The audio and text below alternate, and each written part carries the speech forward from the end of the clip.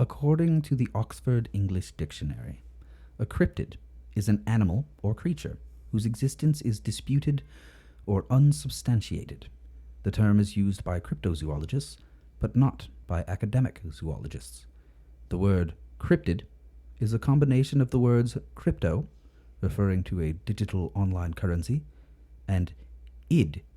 It was first recorded between 1980 and 1985, with the earliest evidence from 1983 in the writing of J.E. Wall. Many years later, his descendant, Patrick Wall, would start the Delete Everything podcast. This is his story. Yay! It only took 3 takes.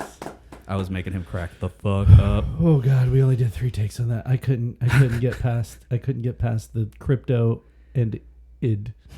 I don't know why that just killed me every time. What's funny is I was actually going to keep going. I didn't realize that it was the earliest evidence was in the writing of J.E. Wall, and when I read that, I was like, oh well. You didn't tell me that. I'm going to stop here. Nice. Hey, everybody. Welcome back to Delete Everything Podcast. I am Patrick Wall, and with me is... Riley Bowen. That's my main dude. He's here with me all the time. And we're basically... We don't even... Once we stop recording, we just... never leave place. We get in a sleeping bag together and sleep till the next episode. It's not like a cute cuddle, though. It's like really contentious. We just don't... Yeah, we've got real issues. Get your fucking elbow out of there. We've got serious issues. Once again, thank you to everybody who has liked us, followed us, the 5 stars on Apple Podcasts. I don't know why that one weighs so heavily as opposed to like following us on Spotify. We've discovered actually now that you can rate us with stars on Spotify and varying other platforms. Yeah. Really? Yeah, we've got like 10 5-star reviews on Spotify right now. Shut up. Yeah, because this is the first one that we're recording post our launch. Yeah. Well, you won't hear this for 2 more weeks. So you will notice pretty specifically the immense leap in audio quality. I hope so. I hope so. We did some tweaks. We realized that we were coming through a little quieter than shit. Yeah. Than any other. Which is funny. Like I was commenting earlier, we got more comments about how quiet the podcast was than how just like debilitatingly misogynistic. Because hey, you guys are real racist. Huh? I mean, it sounded racist. I couldn't quite hear it. I'll admit that like since we launched, we only launched like a few days ago. Yeah, I've been feeling very naked about the whole thing because I've been listening through. And like I'd never really thought the one podcast that you insisted where you were talking shit about your mom. Yeah, and I was like, I'm gonna say it. I'm gonna call Alien Invasion one, and you're like, "What? My mom's never gonna fucking listen to this." That was the listen to it immediately. Day one, she was like, "I'm listening to Alien Invasion." I'm so proud of you, honey. Fuck. But yeah, just in general, like I don't know if I always wanted this to like get on the air. I don't know if I was super confident because you know how often projects just fall through. So we were really freewheeling there. Not with me at the helm, baby boy. Not with daddy at the helm. So anyway, yeah, thank you so much for any positive reviews you guys have given us. It is huge just in terms of visibility. You know, we need to figure out a way to be like on somebody in Omaha, Nebraska's suggested pod lists or podcasts. So yeah, anyway, any boosting whatsoever that you guys have done, will do, can do, feel like doing, whatever, man. It's like hugely helpful. So if you're on Spotify, if you're on Amazon Podcast, if you have an iPhone, you have Amazon Podcast, get on that bitch and give us 5 stars. I definitely want to thank all friends and family and stuff like that has reached out and told us that our sound quality was shitty, but then offered like light support on the back end of that. I really appreciated that. Yeah, it's been really cool. It's been a really cool launch, and we appreciate all the feedback. And we've got social media and stuff like that. Everything we'll plug at the end of the show. In the interim, I think we should jump right in, huh? Yeah, sure. We're doing Cryptids Part 2. Today is Cryptids 2. Electric Rougarou. Which you won't understand unless you listen to Cryptids 1, which we are so sorry about the sound quality. That was literally an hour You're first. Not going to get the joke unless you listen to the thing that's hard to fucking hear. That's hard to hear. You got to listen to it. Like, you see, if you're a real like music fan, you'll know you got to listen in a dimly lit room with headphones. Pretend you're an audiophile. You're not going to fucking appreciate our comedic genius if you're cruising down the road at 75 with the AC blasting. And the top down and the fucking... Yeah, you got to, get some... mood, get a glass of wine, I like it. It's some mood music, Get a lay fire in the back on the fireplace. couch. Touch yourself a little bit even. Oh my God, yes. Yeah, and just listen to the sultry sounds. I'll do this. I'll do this to make it better. Yeah, we do that a few times, I think, in that episode. And then listen to the entire collected works too, because we got about 15 hours online. So just lay on the couch and just Is it fucking. really? Well, the first two are like 3 hours. Yeah, like 240. Right? Yeah, And they have something like 5 that. episodes. Well, Yeah. with this one, when this comes out, it'll be. We'll have two more between. This will be our 8th episode This out. will be our 8th. Yeah. Yeah. So at any rate, So that's 18 hours.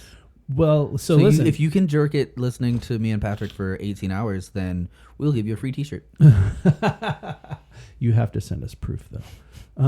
And by the way, to your wife, Magdalena's credit, I randomly just asked her out of the blue. She had no idea why she was answering the question. I said, give us 3 states. And she gave us Colorado. A gas solid.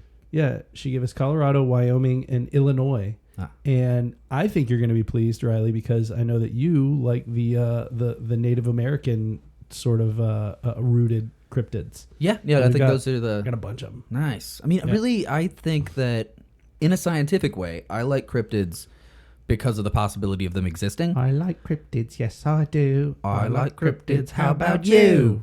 We made that up on the spot, guys. Sounds Nobody fucking could have known where we were going with It's that. called syzygy. It's when 2 celestial bodies just fucking orbit each other. Gross.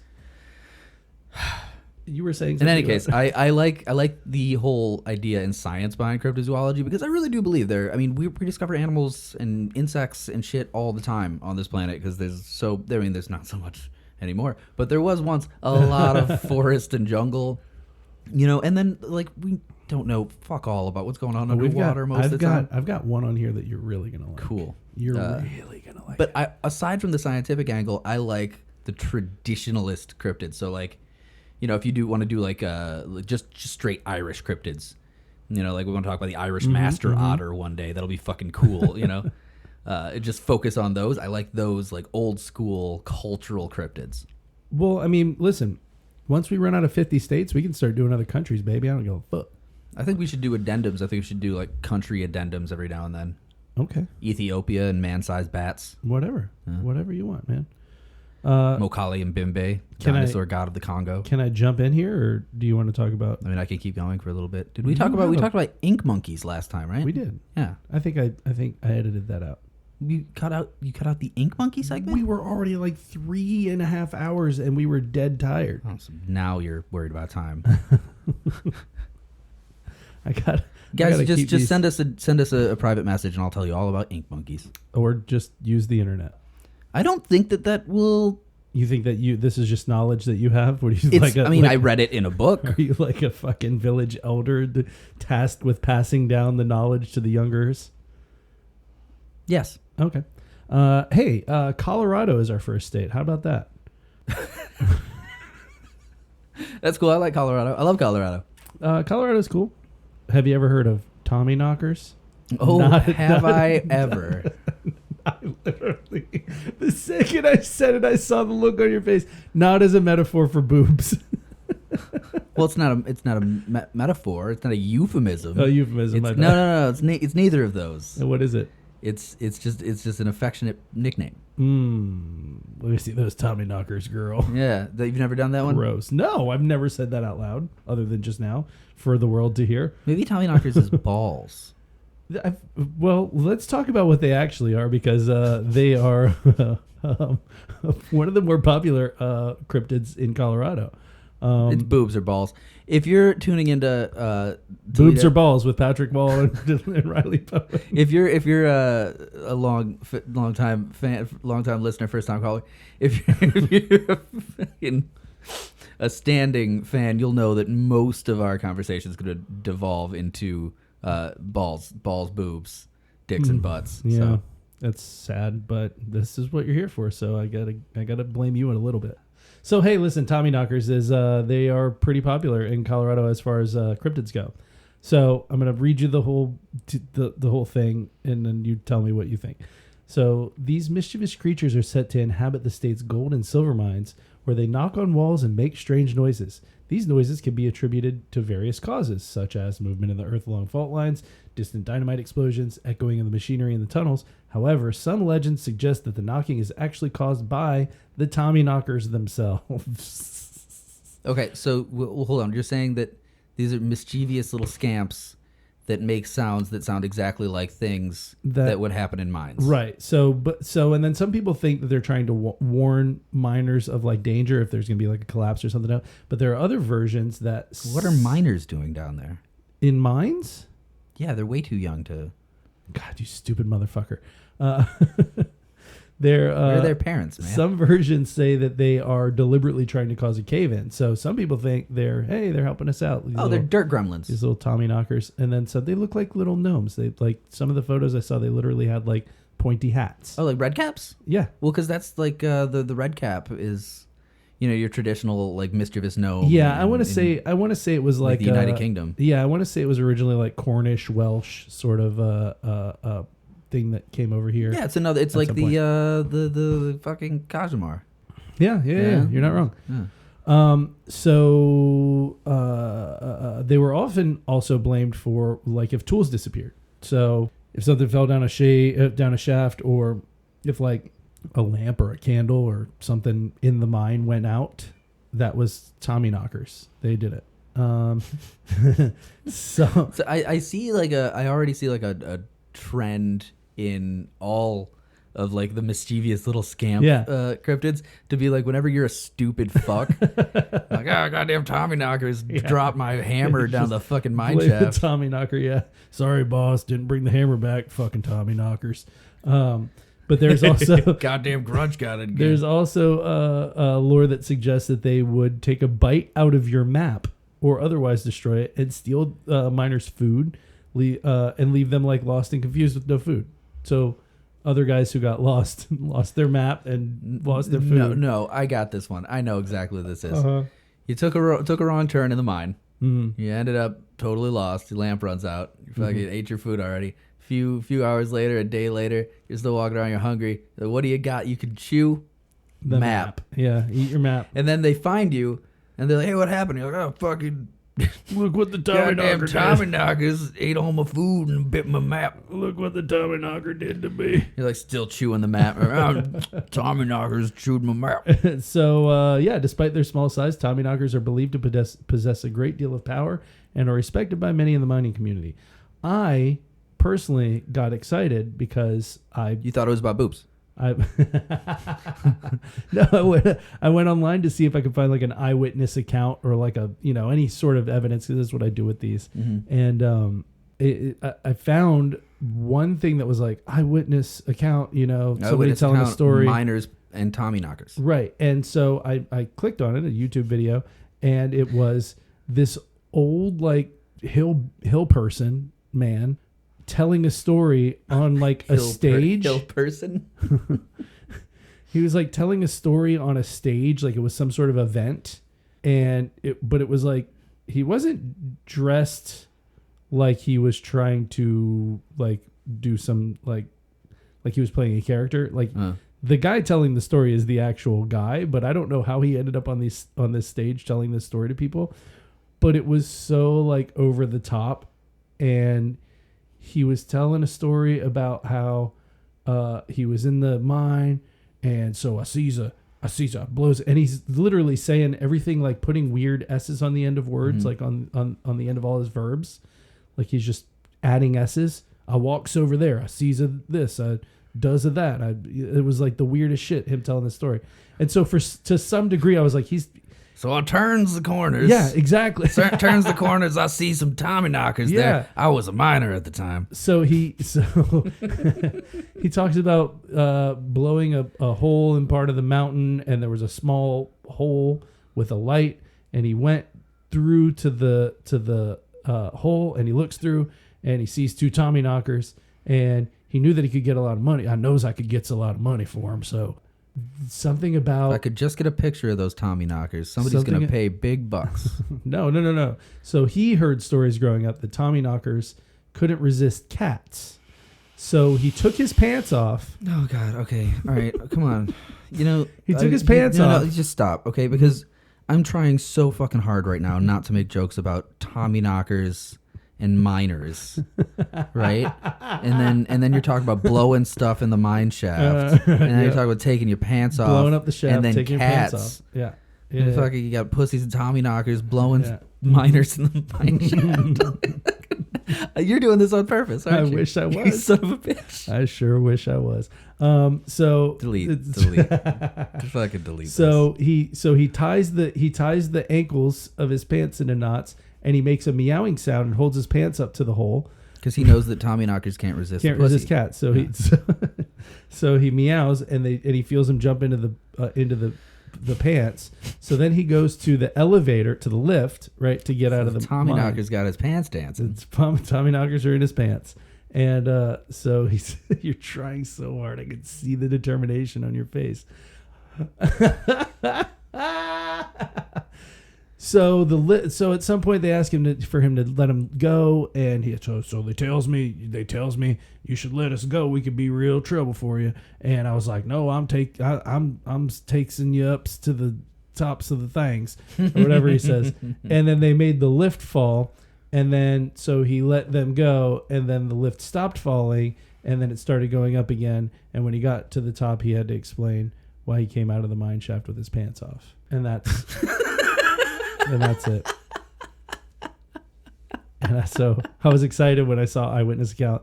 Then I watched this whole 3-minute video, and I was like, I fucking just an old man talking about the time he got caught jerking it in the mine.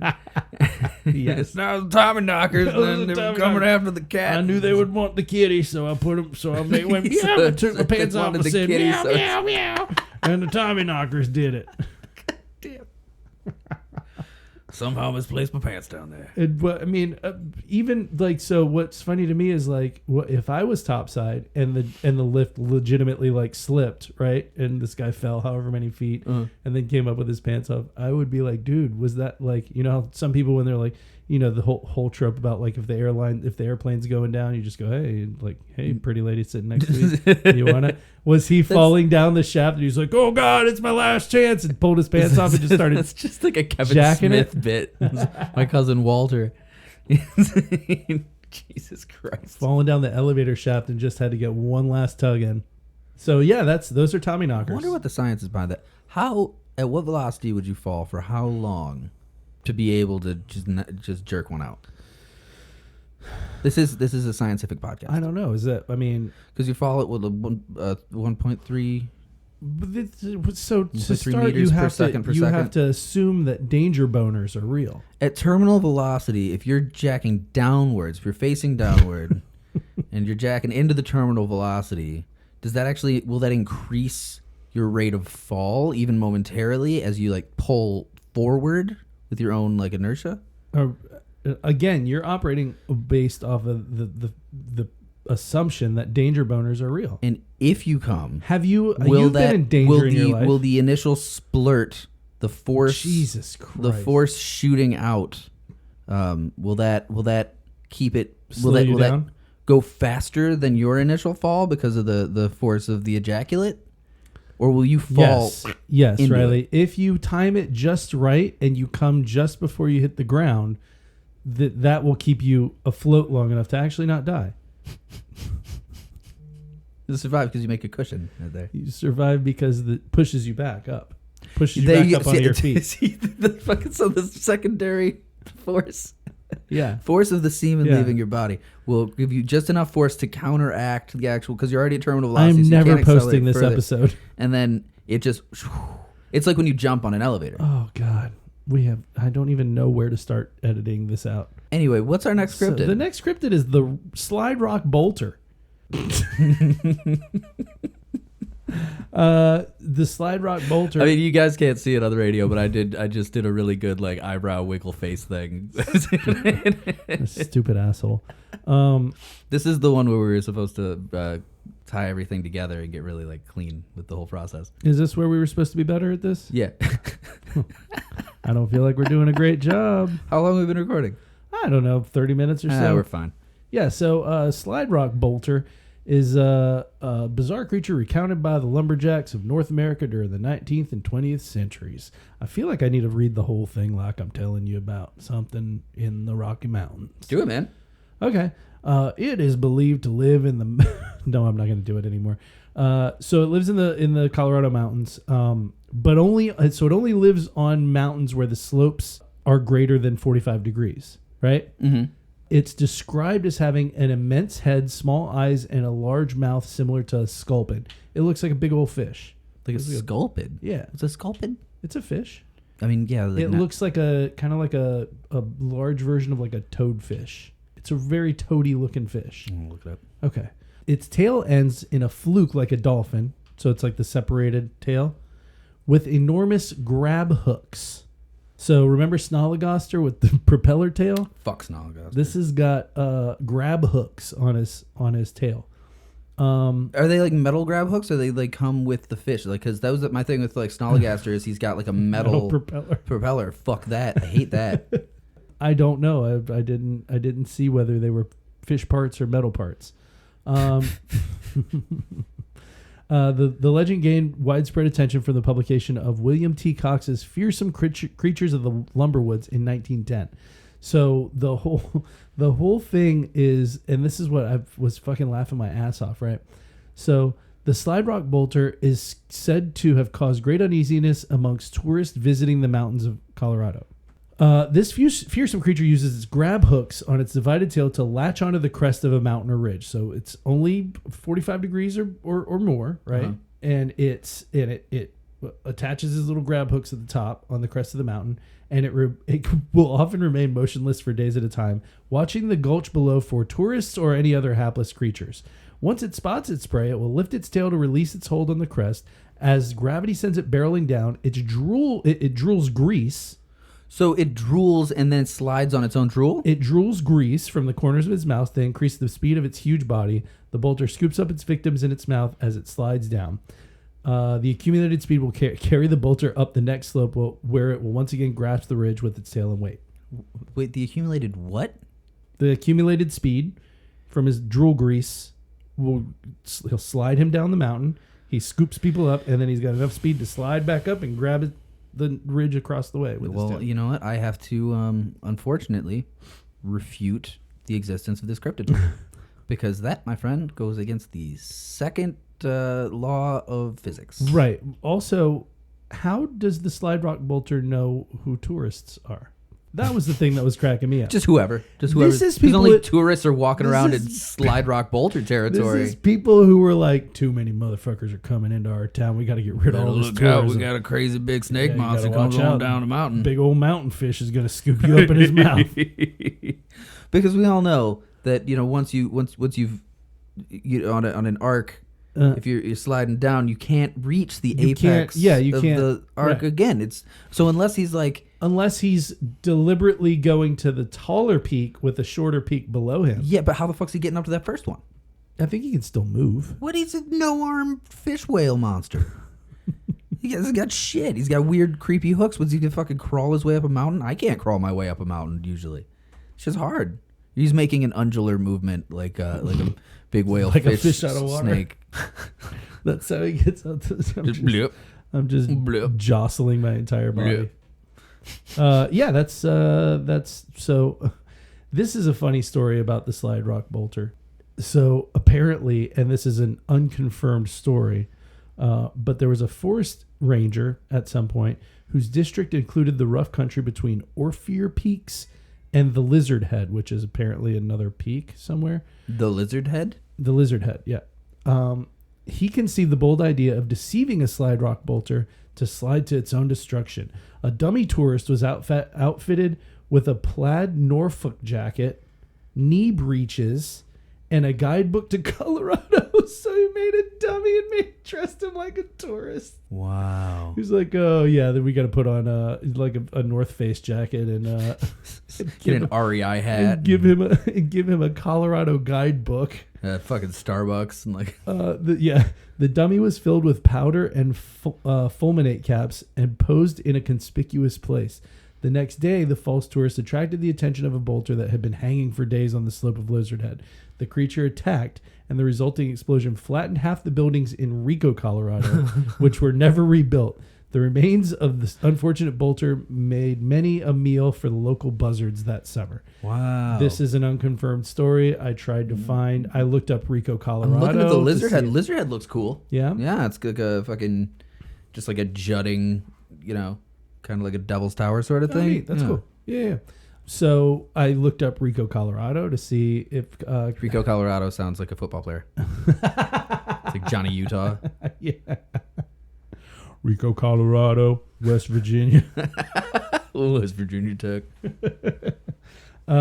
Yeah, so I tried to find any evidence of this, and I was like, were there pictures of the exploded slide rock bolter? No. Like could I find anything about Rico being leveled? We're not going to find any evidence of the slide rock bolter because it's a stupid, fake, fucking fairy tale bullshit story. Listen, you don't I'm believe a in serious cryptids, man? investigative journalist. You don't believe these are all real, man? I'm asking the real questions. The truth is out there. What cryptids are real? Will your cum slow you down if you're falling and you're facing towards the gravity? Do you think the headless hatchet lady of Red Rocks is real? I don't know, but let's hear about it. It sounds cool. Okay. She is just one of the ghosts that haunt Red Rocks Park. Ooh. I want to go to Red Rocks. Never seen a concert. Have you never been there? Never seen a concert there. Mastodon just played there, and I saw the footage. It looked fucking amazing. I've been there, not for a concert though. Somebody posted a bunch of Mastodon footage, and it just looked like the best. Because I saw the same show here in Jacksonville at like fucking Daly's place or something. It was a good show, but like compared to watching the footage at Red Rocks, it was fucking amazing at Red Rocks. The most famous amphitheater, like in the country. Super fucking cool. I was gonna say in the world, but I don't know. It's definitely in the country. So apparently there are a bunch of ghosts that haunt Red Rocks Park, but this headless hatchet lady is one of the more popular ones. Her apparition is that of a headless woman who may have been murdered in the area and who appears to couples getting a little too frisky in the shadows of the rocks. Hold on, are ghost cryptids? I don't know. Are we doing ghosts? This fell in the cryptids category, so when I looked up cryptids, this was on the list. I feel like cryptids are specifically things you can give belly rubs. I don't know if you can do that. You can't give the headless hatchet lady a belly rub? Unless she's into it. I've personally gotten a little too frisky in the shadows of Red Rocks Park, and she didn't come at me, man.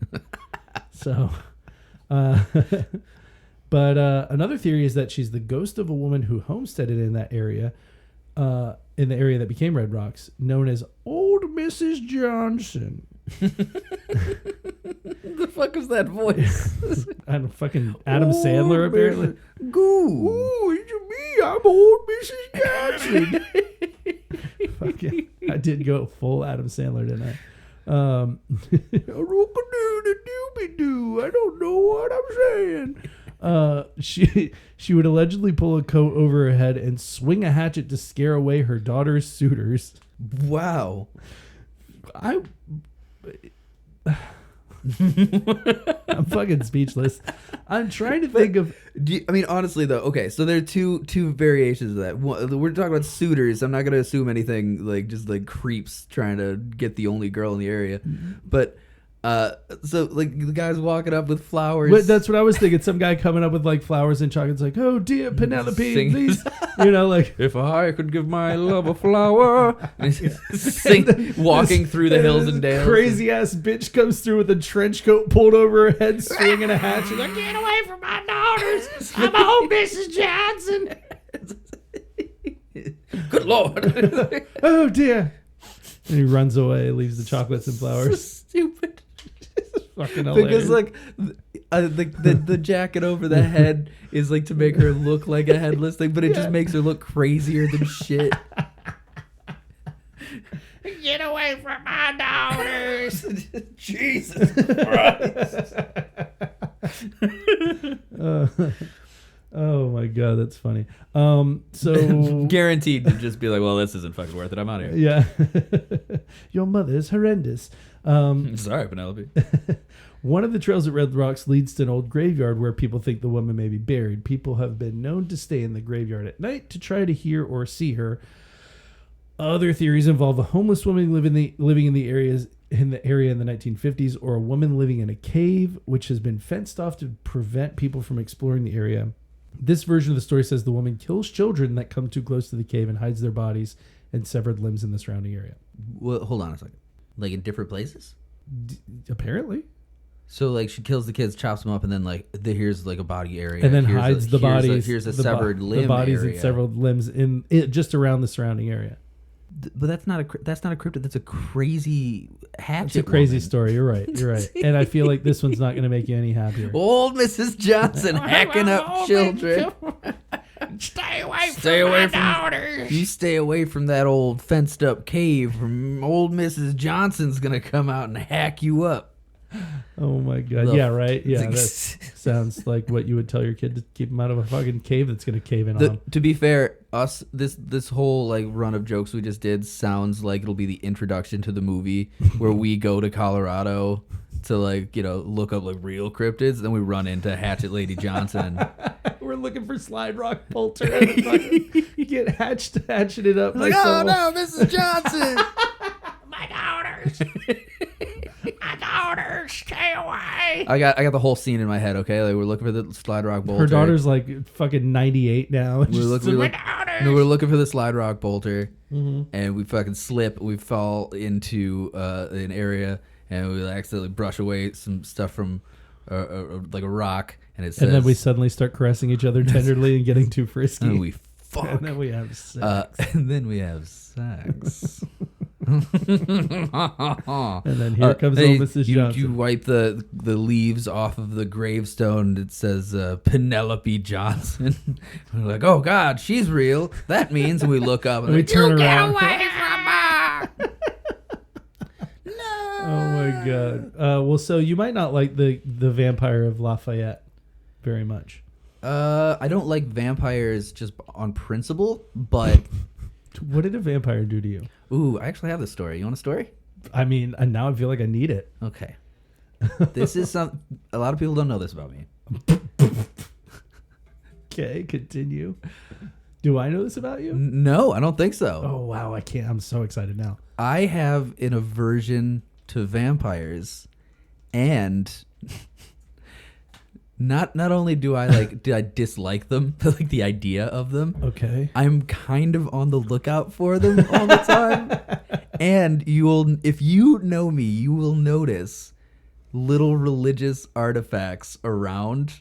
Like if you own that are like vampire preventatives? If you go into my car, my great grandfather's crucifix is hanging from the mirror. I swear to God. Stop it. In my living room, I've got a fucking crucifix hanging out that actually is part exorcism kit. Oh my God. This is because when I was a kid. This is incredible. When I was a kid, this is a true story. I don't even care where it goes from here. This is already fodder for so many pranks.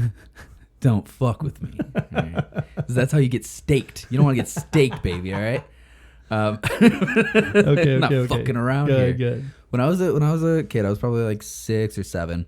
I was living in Michigan, and my house wasn't like crazy old, but it was old enough. It had creaky bones. Okay, And I remember I was playing in the hallway between like the main hallway to the living room and my bedroom, and there was this big closet there with like an oak door with a mirror on it, and I was just playing in the closet.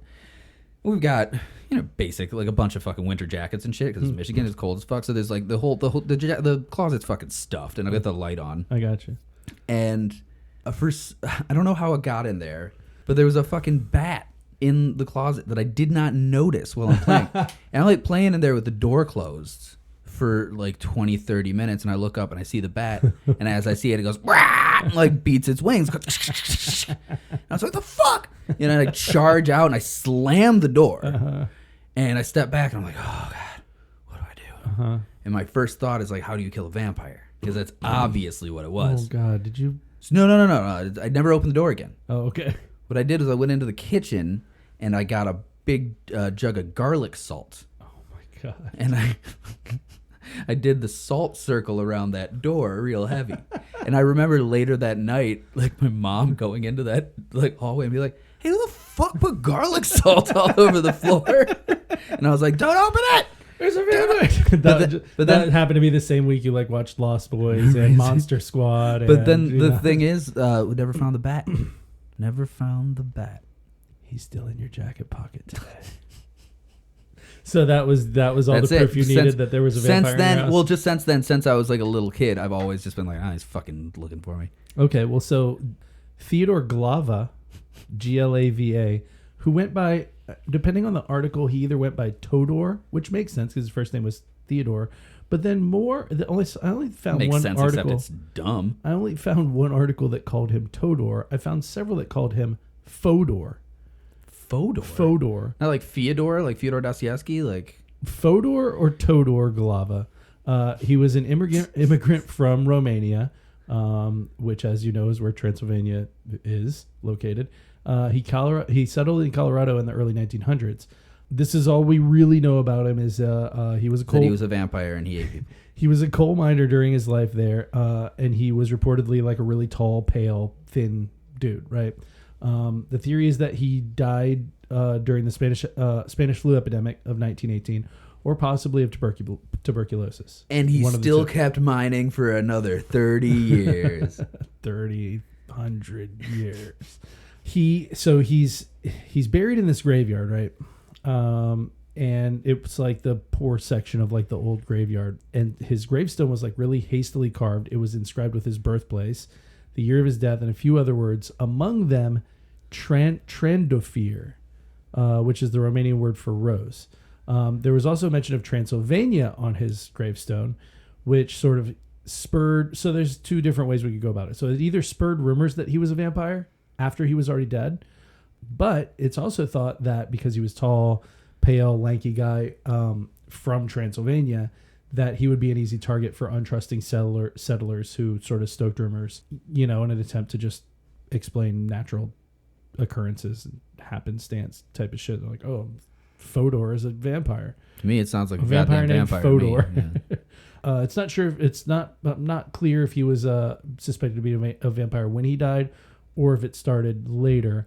But the stories also talk about him either being buried with or exhumed and then staked in the heart. So at some point, you got to stake him. They saw that his fingernails were still growing. Yeah, look out for that. And he had blood in the corners of his mouth. Mm-hmm. And then that was like, oh, he's definitely a vampire. That's straight signifier. So they staked him and buried him again. Yep. So you got to cut off his head and set him on fire too. What's really interesting, and this is actually kind of super cool. So that graveyard is sort of lined with trees and whatever, but there aren't like a lot of trees in the actual graveyard. There is one tree that's a different breed from the other trees around, that's growing directly out of his gravesite. Dun, dun, dun, dun, dun, dun. And the theory is that the stake grew into a tree. Oh, dude, that's fucking cool, rad. Right? Yeah. That you know what that is? What? That has got to be where you go to get like a special steak for vampires. That's where you get your vampire steaks? Yeah, you got to go get some of that shit. That's good magic. Gotta go get your vampire steaks. That's a specialty vampire steak. Fuck yeah. Yeah, so... I gotta keep that in mind. So in 2018... I'm not even joking. I'm fucking... Next time, where in Colorado is this? Lafayette, California. Or Colorado. Lafayette, Colorado. Which I'm not sure where that is in Colorado, but... So also in 2018, this is kind of cool. A group of archaeologists did a study on Glava's grave, and they did find that he suffered from a rare genetic disorder called porphyria, which causes sensitivity to the light and anemia. So he had a sensitivity to light. He was tall and thin and pale.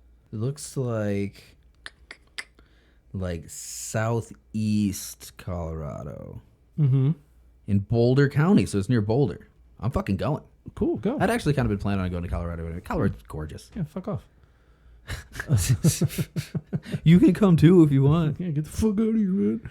So that kind of brings me to the end of Colorado. I had more on a list, but here's my fucking short rant, and I'm gonna get it over with as quickly as possible. I did a short rant on the Freaks episode. Oh yeah, you did. Yeah. I'm going to try not to dwell on this for too long, but the fucking problem with researching this shit is that there are serious cryptid sites. Like, there are whole websites that are like, oh yeah, this is definitely a thing and this definitely happened. And so for some of these, it's like I try and find other things that give background as far as like, that are grounded in fucking reality versus, because I'll read a story on one of these cryptid sites and then go to like an actual news article, and they mix up all the facts in a way on the cryptid sites to try and make it sound more credible and more legitimate and make you go, oh, well, maybe the fucking double butt fucking brawler from Minnesota, the Hingus Dingus, yeah, is real, and maybe he's right outside my door right now. Oh. Who knows? Better lock the deadbolt. And then you'll read it on a different, like on a separate article that's not one of these like cryptids are real sort of websites, and it's you read that and you go, half of the shit they said on that is like unsubstantiated fucking nonsense. And also like they'll change the sequence of events to make it more, you know what I mean? Like, so that shit pisses me off. No, that makes me so like, well, it's just like so we just started doing this podcast essentially. This is the first season, right? And we are very unfortunately, because we're two guys that make a bunch of dick jokes. We're going to get lumped in with a bunch of fucking douchey conspiracy fucks. I hope not. Oh, 100%. We're not though. I know, but it's like two guys talking about history and it's a comedy. We're gonna get like the Shane Gillis fucking podcast associated with us, which is fine. I actually don't mind putting together. But like by association, we'll get all like the Kill Tony guys and shit, and like fucking we'll get a bunch of douchebags, and we're definitely going to get like, if you like this, you might also like like fucking past conspiracy fucking Gaia. Oh, you're saying just like I see what you're saying. Yeah, you're saying like in terms of like, oh, we suggested this podcast. Yeah, too. exactly. Right. I was listening to the aliens one that we did, and we're pretty clearly like not making a stand on whether or not aliens exist, and like making fun of people. I think I make a stand that I definitely believe that life exists outside of this planet. But but then like, I don't know if they have special spaceships that bring them here or not. Because I was listening to our own content, like I got Facebook suggestions for like, you're probably gonna like this alien conspiracy, dickhead. Yeah, that's why I sent you the video of like the old man who's like, oh yeah, no, they're definitely the moon got dragged over by a graviton ship, and we got 9 races of aliens out back. Okay, Peepaw. This is an old man sitting at his desk. He's just like, yeah, I told you I done seen the green aliens and the blue aliens, and I've seen them. And his CV is that he's the son of the guy who created the Learjet. Like, well, you sound like a real professional about space stuff, guy. All this to say, your dad made a fast jet. We here at Delete Everything are not historians. We are not professional researchers. We're not even professional comedians for the most part. Nope. But we are interested in learning the truth behind some stuff. Yeah, we haven't made a penny yet. So subscribe to our Patreon. Yeah, but it's just like, we don't want to be these fucking like these assholes who are like, yeah, this is definitely happening. Yeah, no. So, but then conversely, there was another cryptid, Colorado cryptid, the Trolls of Breckenridge. The Trolls of Breckenridge sound like cool. A cool band. It's a band name. It's a band name, Trolls, that's going on the band name list. Oh, yeah. Trolls of Breckenridge. And I started researching it, and it's just a giant, goofy-looking troll statue made out of wood. Oh, in Colorado? In Breckenridge, yeah. Oh, yeah. And then like my now... my wife has pictures of that thing. Yeah, now Chicago's got a bunch of them. Like, it's turned into a big thing, so it's like all these wooden trolls, like big giant something statues. People have been doing that. It's, you know what I don't... Here's a little fucking rant of my own. I don't like when people try and make the woods more interesting. I don't fucking like it. It's like, oh, hey, yeah, if you hike down this trail for a couple of miles, here's a tree with a bunch of like glass bottles hanging from it. Get the fuck out of here. I want to just see the tree. Why am I in the woods? I've never heard a more asinine rant in my life. That's fucking hilarious. Take your box of porn out of my woods. That can stay. I'm serious though. Like fucking... You ever go on like a nature hike in a place that's like pretty well populated and people hike a lot? Like yes. I did Mount Tom in Massachusetts, Springfield, Massachusetts. That's a stupid name for a mountain. Yeah, whatever. It was cool. What do we name this mountain? I don't know. I will say it was the only mountain. What do you want to name it, Tom? Well, I was fucking Mount Tom sounds good. My house is right here. Just named after me, I guess. Mountain Tom. It's pretty beautiful. I like the way that sounds. You guys can check out the whole thing on my TikTok. Oh boy. But it was like cool. It was the Plug only your TikTok, idiot. I think it's Riley Dexter Bowen. Oh, okay, that was easy. At TikTok.com. I don't know how it works. I don't. I've got some videos on there. I got a video of me getting stuck in a fucking blizzard on the side of a mountain in Maine. I've never even seen this. Looking for a moose. You've never seen these? You sent that one to me specifically, yeah. Yeah, I've got a I couple don't have good a ones in there. TikTok. I'm not a social media person. Well, hey, look at us. Yeah, right. There's a reason why like you won't see anything from me on Instagram for weeks, and then I'll send you 20 things because it's like we're only gonna broadcast this on AM radio. 1197 on your dial. But I went up Mount Tom, and it's like there's a part of the hard trail that's like fucking just the cliff face, and you gotta walk on it like a fucking Looney Tunes cartoon, where you're going up a mountain. It's like it's very like Khazad Doom fucking hell yeah. Yeah, it was pretty cool. But that's the best part of the hike. The worst part is that there's human stuff there and graffiti and like here's like some electrical bullshit they put up here. And it's like, that sucks. Yeah, quit it. I don't want to see human stuff in the woods. Yeah. Don't build anything here. Well, so the only thing I could find about the Trolls of Breckenridge, I saw that and I was like, oh, cool. I just fucking started doing all this shit, and now this is the Trolls of Breckenridge. Yeah, this isn't a dead end. But somebody was like, well, maybe they're inspired by the real thing. And I was like, fucking yawn, dude. Like, shut up. Fucking yawn. That was a shitty inspiration. Yeah. Trolls. You're a troll. So without further ado, we're gonna just drive a little ways up to Wyoming. Cool. Cool. I do want to say one more thing about bullshit in the woods. Uh-huh. It can be done really well. In Europe, they've got a couple that I've only seen pictures of. Of course, I haven't fucking been there. But there's like, there's like a lion carved into a mountain on a lake in France. That's like a tribute to like these like French mercenaries who protected the fucking King of France during the Revolution and shit. And it's really pretty and beautiful. Like that's fucking cool. I mean, I'll give it up to anybody who can like chisel a thing into another. Yeah, you got some cool chisel. If right. you want to do some cool rock sculpture shit, don't build a fucking wooden bullshit. Yeah. Our episode on what's the thing with the presidents? Mount Rushmore. Yeah, that's the one. That's coming up soon. Speaking of chiseling things into things. Fucking spoiler alert. I don't know how soon, but nobody knew how that got there. It's on a list. It's on a list of things we're gonna do. As soon as you mentioned Mount Rushmore, I just like fucking 9 different points of things that pissed me off about Mount Rushmore. It just started like ding, ding, ding, ding, ding, ding. So they couldn't clean up the rock. It's fine. How about Wyoming? I like Wyoming. We're there now. Welcome to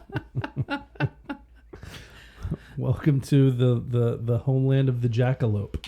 The jackalope. This is a real cryptid. Yeah, that's a real cryptid, and it's not technically discovered, but that's one that I really wouldn't say doesn't exist. Do you know that some people call it you're going to be so mad. What? Some people call it an antilabbit. The look of disgust as soon as I said that. Fucking what? The antilabbit. So the jackalope or the antilabbit, depending on how fucking stupid you are. So it's got the general appearance of a rabbit. I feel like everybody's seen one. It's got, it looks like a fucking jackrabbit. The long ears and a short tail and, brownish fur. It is described as being about the size of a typical rabbit, with the exception that it can run at speeds of up to 90 miles an hour. Fuck. Which would make it the fastest land mammal on Earth. In the history of the world. Outpacing the cheetah by a good 30 miles an hour. That's a lot. I don't know. Nobody's measured how fast the jackalope. It's a rabbit with horns, okay? Like, that's fine. Yeah. We don't have to do that. Also, 90 miles an hour. That's stupid. That's why you can't see him, baby. But yeah, so it looks like a rabbit with deer horns. You ever been to Wyoming? I haven't. I have. It's one of the few states I have not visited. I spent like possibly the coldest night of my fucking life in Wyoming. I believe that. I was traveling with some friends, and we had just come out of like Utah and shit, and it was middle winter, and we drove like the southern states and it was fine. And then we're coming out of like San Francisco, Yeah, and go through the Rockies and the Sierra Nevadas. That's how latitudes and oh boy, and that was altitudes different. work. That was a whole different experience. It was me and bet. Kyle Lemon Pierce and Brett Robinson. I don't know those people. I think they're alive. You don't have friends other than me, you liar. You wish. But anyways, like fucking, we were exhausted coming out of the mountains, and we were on this like massive flat plain at like this huge elevation, and it was like negative 10, 12 degrees easy. We just couldn't drive anymore. I had to sleep. But like, it was one of those situations where like we're in the car and we could like watch the frost just up the windows. Like I was up doing calisthenics. You said it was 10 degrees? Yeah, on below. Oh, gross. Yeah. I have a video of me in Iceland jumping into a snowbank in nothing but gym shorts, and it's 7 degrees. Fun. And I have a bottle of whiskey in my hand. But I always have that memory of just like this desolate rest stop in the middle of this fucking arid plain, the wind whipping. Oh yeah, the wind is wind is what really. But I remember that the rest stop we were at said that it was like the territory of Jim Bridger, the famous mountain man. Are you familiar with Jim Bridger? I don't think so. He's one of like the American West legends. Okay. You know, I think he's mentioned like Inglorious Bastards. Fucking Brad Pitt's character says he's descended from Jim Bridger. Oh, okay. Yeah. Anyway, that's my Wyoming. Awesome. So, would you like to know where the legend of Jackalope as we know it started? Yes. 1932, two brothers, Douglas and Ralph Herrick, went on a hunting trip. During their trip, they managed to shoot a jackrabbit, and when they returned home, Douglas tossed the carcass of the jackrabbit on the floor next to a pair of deer antlers. Douglas had studied taxidermy, and when he saw the jackrabbit laying next to the deer antlers, he decided to put the two together, and he made the first jackalope with his little taxidermy skills. Well, that doesn't leave much room for the whole cryptid angle, does it? Some refute that and say that stories of the jackalope predate the 1930s. And it's also possible from a scientific angle that it was struck by lightning, came to life, and now stalks the hills and valleys. Yes. Tales of jackalopes were inspired by sightings of rabbits infected with the Shopee papilloma virus. Oh, shit. Which causes like little things to grow on them. Shopee papilloma was a buddy of mine growing up. Good guy.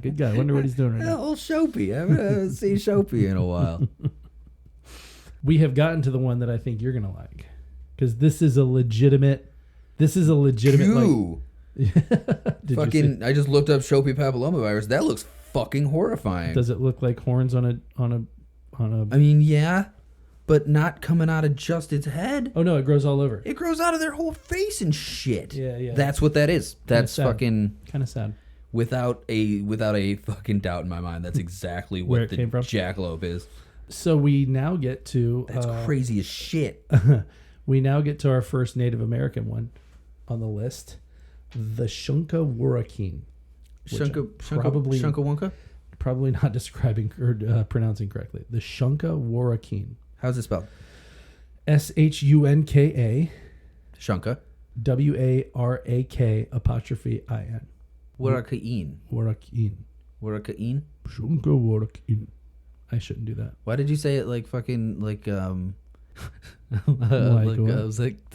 fucking what's his name from Street Fighter? I said it like the announcer from Street Fighter. Japan. Honda. Shunka Wurakeen. Okay, that was cool. I like that. Shunka Wurakeen is a creature from native folklore resembling a wolf or a hyena. The Iowa Indians and several other Native American indigenous tribes in the region called the creature Shunka Wurakeen, which translates into carrying off dogs, which is not a nickname that I would appreciate. But actually, you know what? I'll bring him back. I like that the nickname is an action.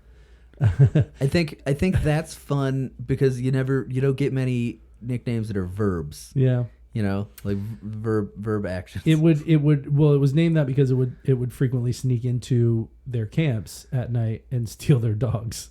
So the first documenting sightings of the Shunka Wurakeen by white settlers began in the 1880s when members of the Hutchins family settled down in the Madison River Valley. Madison River Valley is basically where Wyoming and Montana and Idaho, like up in the northwestern part of Wyoming. So that whole like tri-state, like where those 3 states come together, that's the Madison River Valley. It's fun that I get to look this stuff up because this podcast isn't educational just for our listeners. I also want to know. You're learning things too. So yeah, it's in the lower part of Montana where Montana and Idaho and Wyoming all touch. So not long after the Hutchins settled into the area, they, along with several other locals, began to encounter a strange wolf-like animal. They named it ringdocus. Ringdocus? Ringdocus. It's all one word, Ringdocus.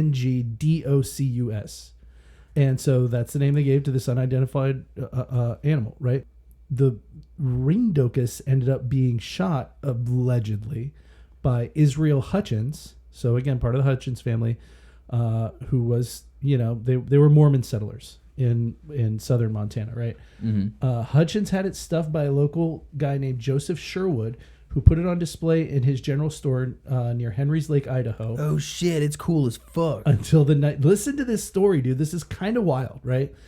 So he had Joseph Sherwood stuff it, and Joseph Sherwood put it on display at his general store near Henry's Lake, Idaho, until the 1980s, when it mysteriously disappeared, right?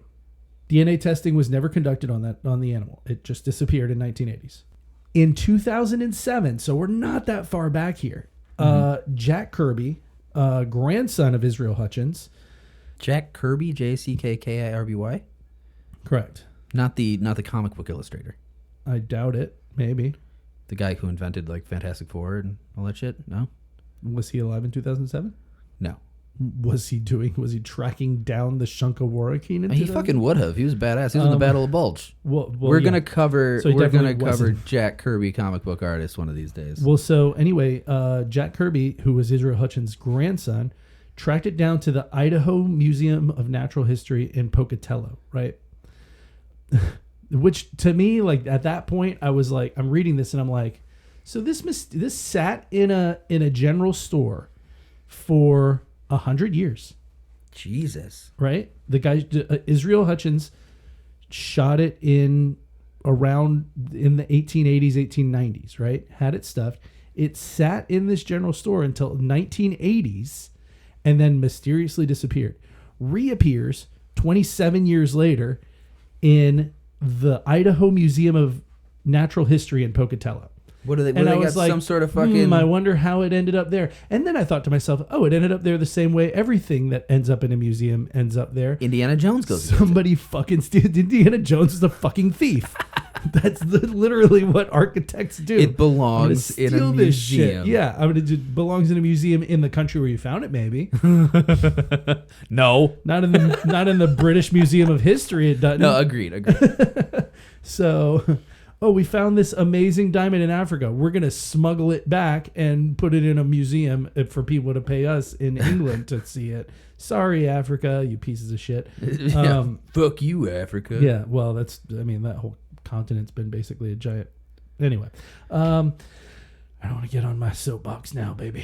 Yeah, bad things have happened in Africa. I think we can all agree. I don't know if anybody's heard about that. We should do one whole episode on the movie Hotel Rwanda. Oh my God, jeez.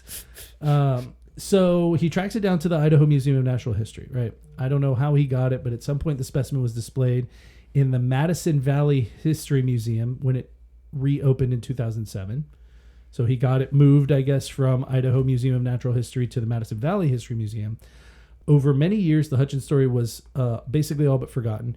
And then, see, this is where I get a little like, cryptozoologist Mark A. Hall, so crazy quack guy who thinks that Bigfoot's real, uncovered the story after a creature or group of creatures resembling the Shunkaworakin were sighted in Nebraska, Iowa, Alberta, Canada, and Illinois.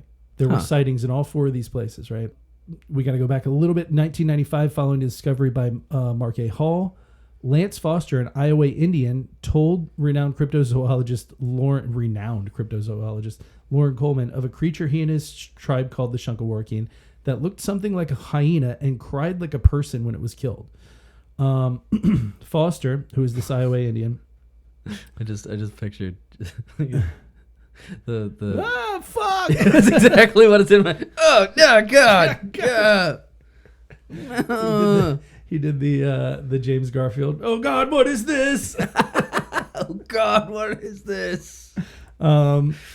So Foster, who was this Iowa Indian, heard of the mounted ringdicus carcass, speculated. He said basically it might be a Shunkaworking. He had heard about this the stuffed one in Wyoming, Montana, Idaho, wherever along those lines it is. But he heard about it and was like, that might be Shunkaworking, right? So in December of 2005, a strange wolf-like animal began killing livestock in the Macomb, Garfield, and Dawson counties of Montana. By October 2006, the animal, now known as the Creature of Macomb County, had killed more than 120 various forms of livestock and appeared in several news articles, including one in the May 2006 issue of USA Today. So this was such a big thing that they did an issue of USA Today and put him on there, right? God damn. On November 2nd, here's where it gets real fucking wild. On November 2nd, 2006, the Montana Wildlife Service shot and killed a creature that may have been responsible for these killings.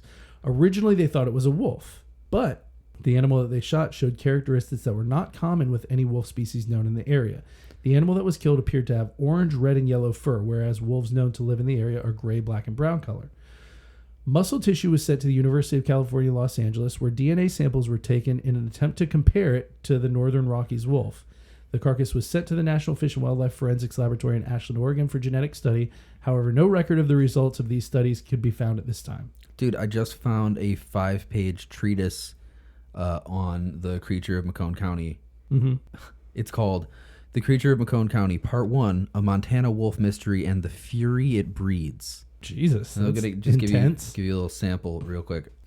The creature, whatever it is, came out of Montana's own Macomb County, wandering from the rough breaks of Timber Creek just south of the big dry arm of Fort Peck Reservoir and the C.M. Russell Wildlife Refuge, where it wandered before that. Canada or North Dakota? Nobody knows. Nobody. Since December, it has struck 6 herds of sheep belonging to stockmen in Macomb and Garfield counties, killing 36 ewes and injuring 71, many of which will succumb to their wounds and become lasagna in Garfield County. Stupid. They left out Dawson County completely? That's fucked up. Yeah, this is like 6 pages of fucking the beast. Well, this is all the information we need to give people, because at this point, if you're obsessed with Shunkaworking, you can do more research and tell us what you I'm find. definitely gonna fucking. It's kind of cool, right? It's kind of a cool Yeah, one. I'm gonna thumbnail. That seems like when thumbtack. With how the fuck do you tag this one? I'm gonna not close this page and read it. You're later. gonna call Clippy on your thing and tell Clippy to do Clippy. Clippy, save this, please. I do that though. Like I follow up on some of these stories. And I just sent you a text that I'm listening to the audiobook of the Book of the Damned. Oh yeah. Which is from our Wacky Disasters episode. Yeah. It was the one that included the story of the meat shower. Yeah. The Kentucky meat shower. How about this? The Book of the Damned, turns out, this is just fun for people that remember that little tidbit. The Book of the Damned is a pretty cool little like scientific journal from 1919 that this guy, can't remember his name. I don't either. I'll look it up in a minute. But this guy just kept like a really cool like record and did his own research over the course of like a decade on like all these weird little events and stuff. Things that he said were dismissed because they didn't fit kind of a delete everything of its time. Yeah, you're not wrong. But the way that it Should we call this Podcast of the Damned? I'm sure there's one of those. There's one of those already, right? Anne Rice hosts it, It's probably. just somebody was fucking watching bad horror. Podcast of the Damned with Anne Rice. Somebody watching bad horror movies. She's in a spooky house in New Orleans right now doing a podcast. There's some horror movie podcasts with names like that. There's one that's like Dead Meat. Yeah, those guys are pretty good. They're from Michigan. And last podcast on the left. Yeah, whatever. That one's weird. Anyway, the Book of the Damned, it seems to be written in a style that's very scientific, and like the verbiage is very concise. Like it's a 20 square yard area, flesh-like substance fell from the sky, and this is the analysis, and these are the chemicals used to process it. Right. But because it's called Book of the Damned, the audio book is read by someone who's obviously one of these like conspiracy bro guys. Oh, gotcha. And he's like, the 20-foot area encompassed. Stop. the meat-like substance that fell from the sky. Stop. And it's like I'm listening to it like, fucking come on, man. All right, we've got a lot to get to still here. So, Dude, what are you talking about? you know what? I'm skipping Smetty because Smetty is lame, and I'm Read it skipping all. him. No, Smetty sucks. Maybe it's a plesiosaurus. Who knows? It's in Lake DeSmet in fucking Wyoming. It's a river monster. And shut up. Fuck river monsters? Yeah, Is that what I you're do saying? I kind of went on. That was my take on Cryptids 1. I'm gonna stick with it. Fuck river monsters. I think river monsters are pretty specifically going to be the ones that are probably real.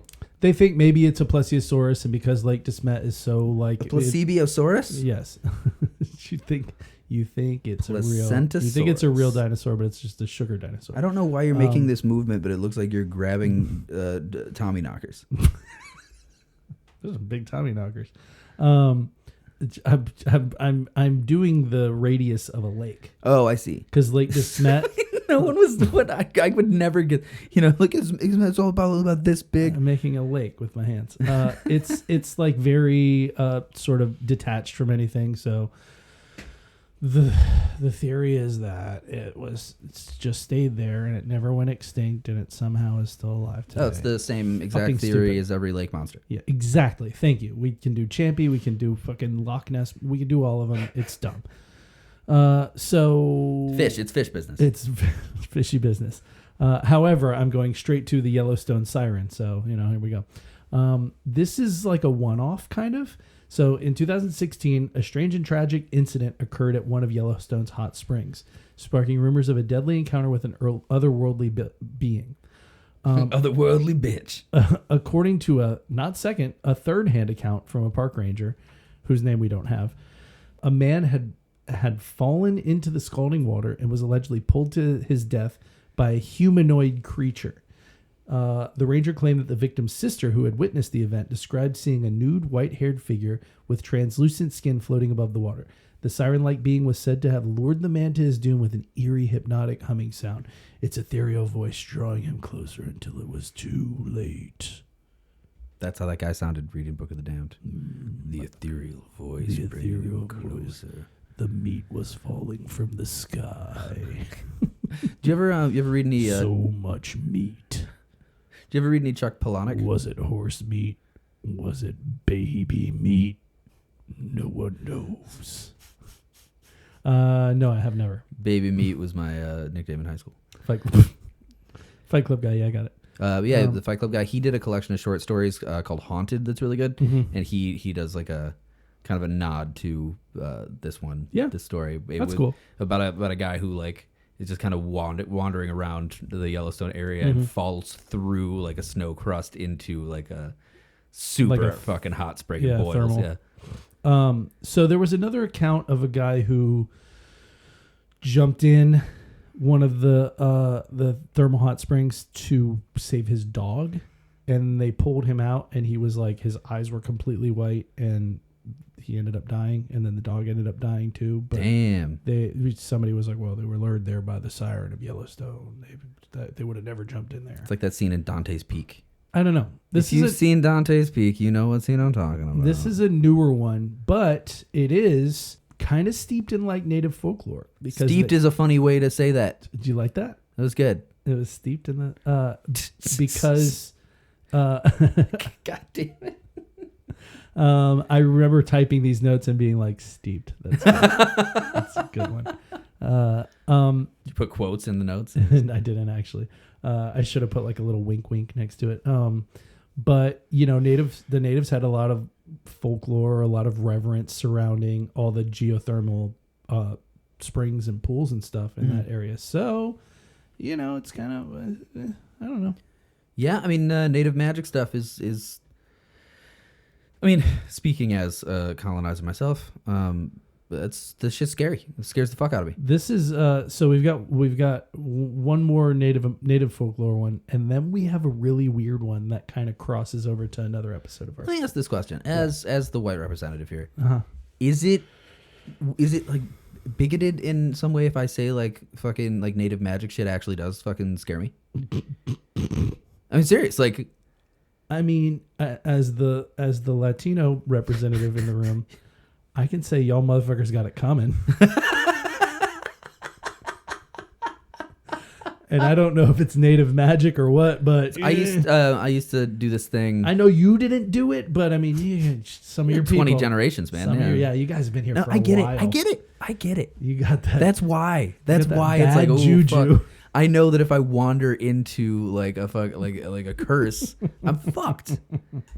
That because it's clearly meant for me. Yeah, ancestral shit. You know, it's like I get it. It's fucking that shit kind of scares me. But I don't think I'm the only one because I used to do a thing where like somebody would piss me off and I'd be like, a curse on you. And like I will say like white people would be like, ew, whatever. You know, but people of color would go, "Hey, you take that the fuck back right now." Yeah, like that shit's heavy, man. I got real close getting my ass beat by a that. guy one time. Fucking put a curse on some guy at a bar, and he's like, "Hey, you fucking take that back right now." You can't say that, man. we are all very superstitious in the non-white communities. Right? No, but just like fucking like a native person just points at me and goes like, "Thinner," you know. I'll be like, "Oh fuck, God. fuck." Oh god. So how about the Nimerigar? What about it? They're native folklore guys. Nimerigar. I don't know. Nimerigar. Nimerigar. They're little people. They're little itty bitty guys. Quote, a diminutive people. They stood no more than a few feet tall, but they possessed great strength and cunning. They were said to inhabit the remote corners of Wyoming, particularly the Wind River and Pedro mountain ranges, where they fiercely guarded their territory against any intruders. Oh shit! These guys are in cave paintings. Really? Yeah, that's cool. Holy shit, that is fucking cool. They were described as skilled warriors, armed with poison arrows and capable of bringing down even the largest of prey. Some stories even suggest that they had the power to control the weather, summoning fierce storms and blinding blizzards to confuse and disorient their enemies. Despite their small size, the Nimerigar were feared by other tribes of the region who gave them a wide berth and avoided their lands whenever possible. Because it was said that like if you cross paths with a Nimerigar, you were going to die. They attack without warning, without mercy. You are dead. This one's cool because this is reminiscent of like the European like fae, you know, or like forest dwelling creatures that are not beholden to you. Like you fucking fall into their grasp. FAE, not some old lady that lives down the street. Not FAYE. Not fae in the not your waitress Avon at the diner. Calling, yeah.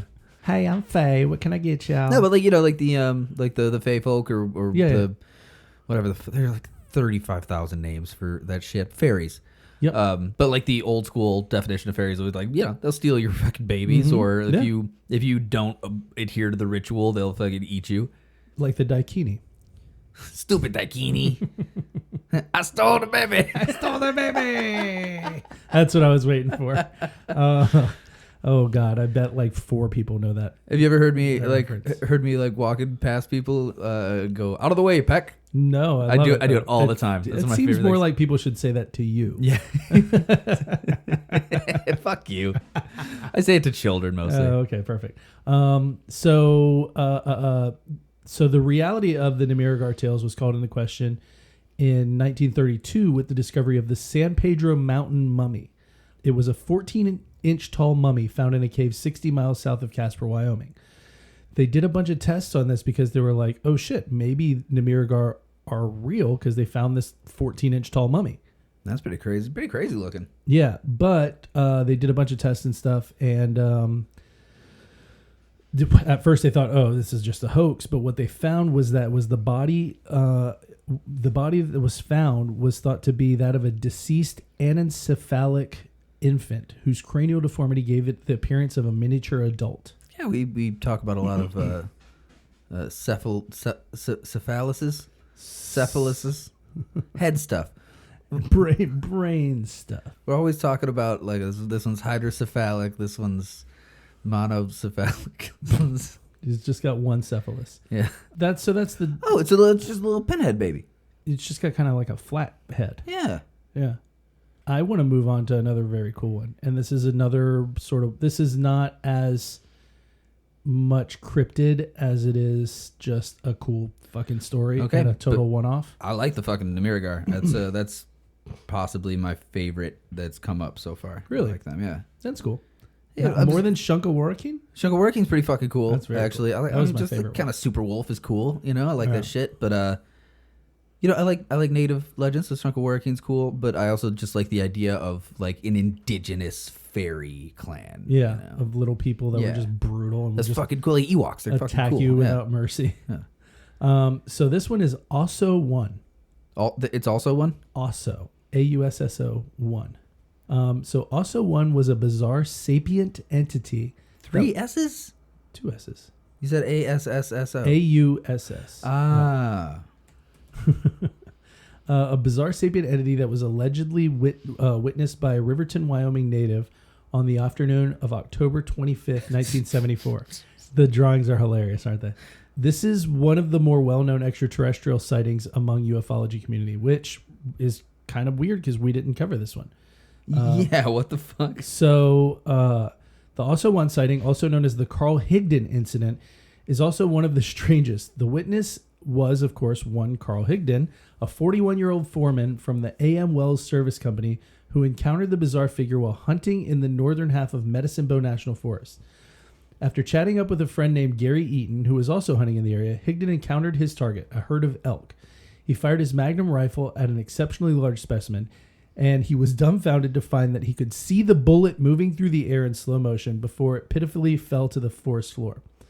Then he noticed a complete lack of ambient noise that one would expect from the forest. After retrieving the now misshapen bullet, he turned to his left and saw a strange humanoid figure move out of the shadows of the tree line.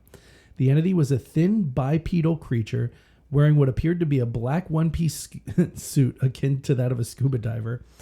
Crossing over the creature's chest were 2 straps similar to bandoliers, and this was accompanied by a belt decorated with a yellow 6-point star buckle that encircled the waist. The seemingly male being had yellowish skin, no neck, and a head full of coarse black hair. That's stupid as shit. Higdon noted that the creature's facial features were rather disconcerting, consisting of a thin lipless mouth containing 3 large blocky teeth on each jaw, small eyes with no accompanying brows, no discernible chin, and a pair of rigid antennae. Right?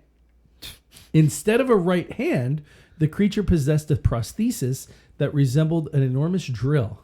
The entity Oh shit. The entity casually asked how Higdon was doing, to which the latter Hey, how you doing? Hey, how you doing? Fucking, I don't know. To which the latter timidly said, pretty good. How are you doing? Which I guess is what you say whenever an alien stops a bullet you just shot at an elk and goes, hey, how you doing? Hey, how you doing? Fucking what? After asking if Higdon was hungry, Hey, how are you? You hungry? the creature who introduced himself as also one deployed a small packet filled with 4 pills that floated its way over to the startled hunter, who hesitantly swallowed one. Suddenly, Higdon noticed a large transparent cube sitting not far from the pair, which appeared to be the entity's spacecraft. Also, one invited the frightened witness to join him, and when Higdon agreed, his next memory was immediately being on the ship. Higdon noticed that a small group of elk he had been hunting were also aboard the craft. There's a whole herd of elk in there. Holy shit. In what he took to be a holding cell, but the animals were motionless. Higdon then realized that he had been strapped to a strange seat via wrist and leg restraints before also one and one of his companions strapped a large wire-covered helmet to his head. Also one telepathically caused the ship to lift off into the sky where it hovered above Higdon's parked truck and caused it to vanish into thin air. The craft launched into space and seemingly instantaneously arrived on another planet dominated with an enormous tower that dwarfed all other structures. The craft abruptly landed near the base of the tower, viewing the world through the walls of the craft so he could see through the walls of the craft. Higdon claimed to have seen 5 humans mingling with each other, a young brunette girl, a young blonde teenage girl, a couple in their late teens, and a middle-aged man. Also, one claimed that the planet they were now on was 163,000 light miles, rather than light years, away. Whoa. This is a whole fucking Kessel Run issue. Yeah, I know, right? Also, one and Higdon made their way into the tower via hovering above the floor, and the former instructed the latter to stand on a platform in the center of a large room. A glass pane resembling a medieval shield emerged from the wall and began scanning Higdon for several minutes, only for also one to tell the confused man that he didn't, quote, suit their purpose. Within a second, the two were back aboard the cubicle ship, where the entity showed interest in the hunting rifle. Also, one returned the rifle to Higdon and confiscated the rest of the pills before the hunter abruptly was teleported back to the forest before sliding down a 9-foot embankment due to unfortunate placement. That seems like also one had an axe to grind. For 3 miles, Higdon trudged down the road. Seems like also one slipped him fucking, I don't know, ketamine or some shit. Like he's I don't know, a bunch of elk up there. For 3 miles, Higdon trudged down the road with several injuries brought on by the fall and suffering a bout of amnesia. He climbed into the first truck he saw on the side of the road, which later turned out to be his truck, teleported several miles from where he had parked it last. After communicating with the authorities via the truck's CB radio, Higdon was eventually rescued near midnight. Higdon, who began rambling at length about his encounter, was taken by authorities to Carbon County Memorial Hospital, where it was discovered that extensive scarring in his lungs that had been detected years prior in 1958 was no longer present. Whoa. That's kind of weird, right? All right, so one. Most of Higdon's memory of the event was only, quote, unlocked after hypnotic therapy sessions with Dr. R. Leo Sprinkle. R. Leo Sprinkle? I don't know. Arlie? Okay, hold on. All right. Before Dr. R. Leo Speedwagon. Is it... So he had scar tissue in his lungs. Was there anything else that they did for him? Did they ingrown hairs, bad teeth? I can hold a boner for so long now. Did they shave his balls or something? I don't know. That's the only thing. Tell me, did they shave his balls? I don't believe so.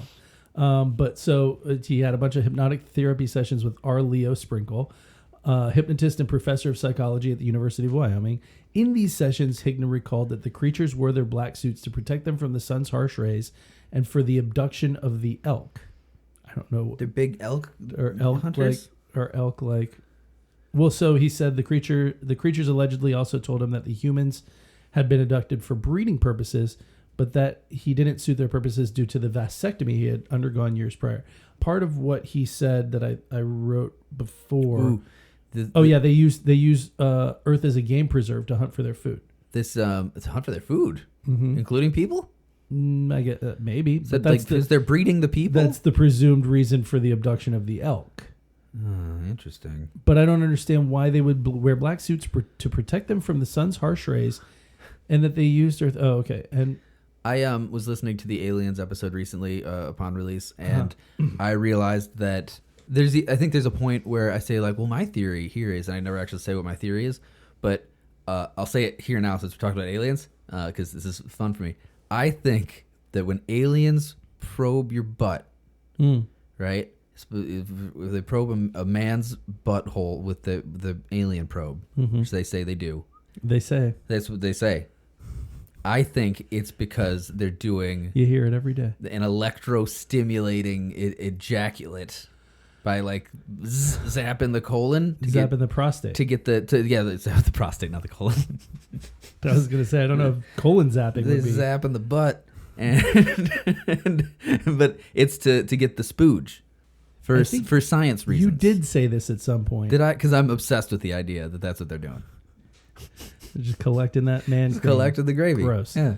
By the way, that whole thing was stolen basically word for word from fandom.com, which is one of those fucking cryptid Well, I've got the actual newspaper article pulled up right here. Really? Yeah, it says I was kidnapped by Frank Bork. Bork? For the I want to say Bork. The Laramie, Wyoming Star. But he spelled. So this is in a newspaper? Yeah. And he misspelled kidnapped? Yeah, I was kidnapped. And his last name, it sounds like? No, he spelled it right. It's Bourke. Bork. Bork is not a name. Bork? He misspelled. No, it's a sound Burke. Effect. His last name is Burke. His last name is Bork. And he just misspelled. He was typing so Frank fast. Bork. He missed a P in kidnapped It's and probably added an O to Burke. Probably his name is Burke, but with the accent, I'm Frank Bork. Ugh.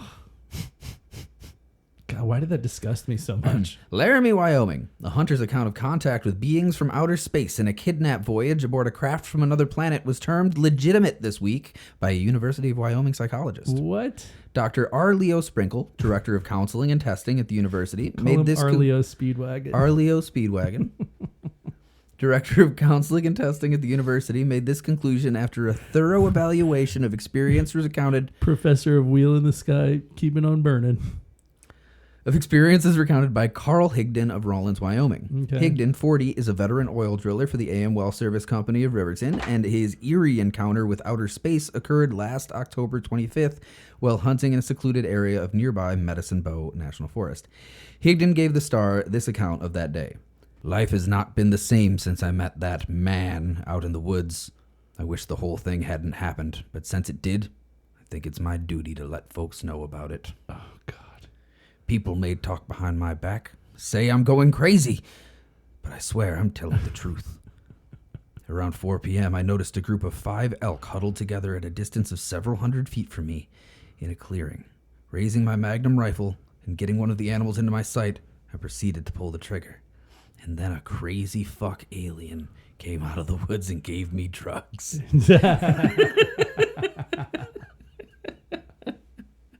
That last part isn't the was that exact, improvised? That wasn't improvised. Actually in the Gazette.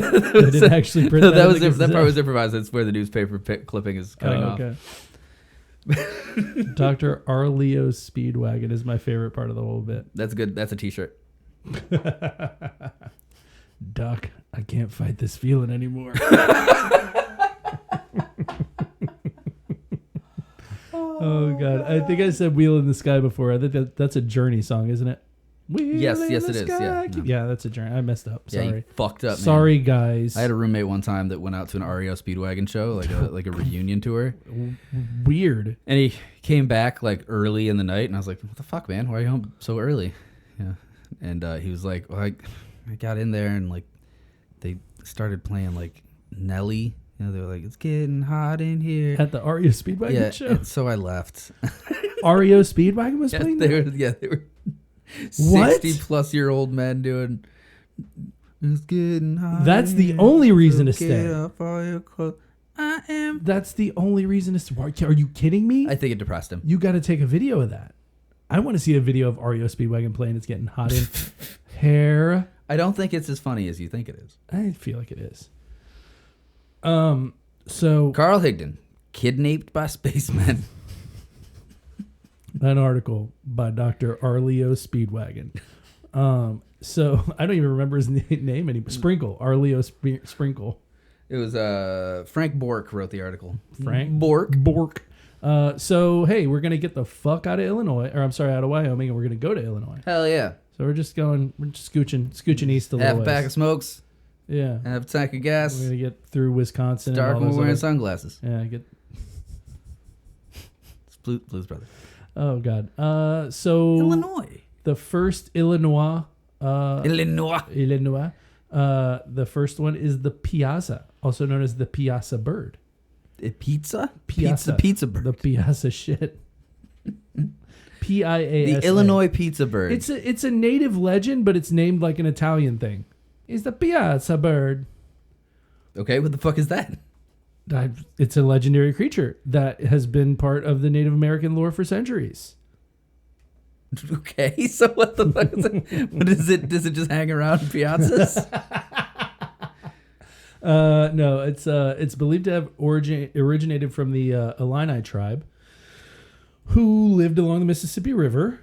So I guess the whole west side of Illinois, right? That's the Mississippi goes along that whole side. Yep. According to the legends, the piazza was a powerful creature that had the ability to fly and was feared by many. That's not a very impressive list of stats. I don't know.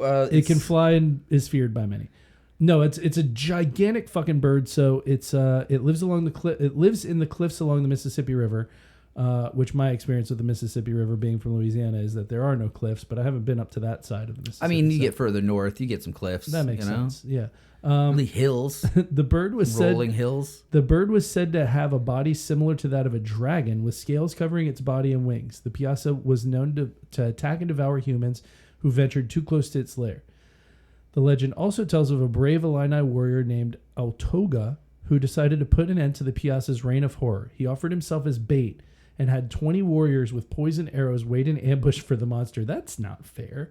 No, but that is badass. When the Piazza appeared, the warriors shot the arrows and killed the creature.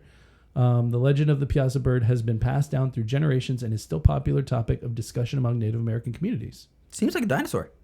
It looks kind of cool. There's some real cool artwork. Yeah, I'm looking at it right now.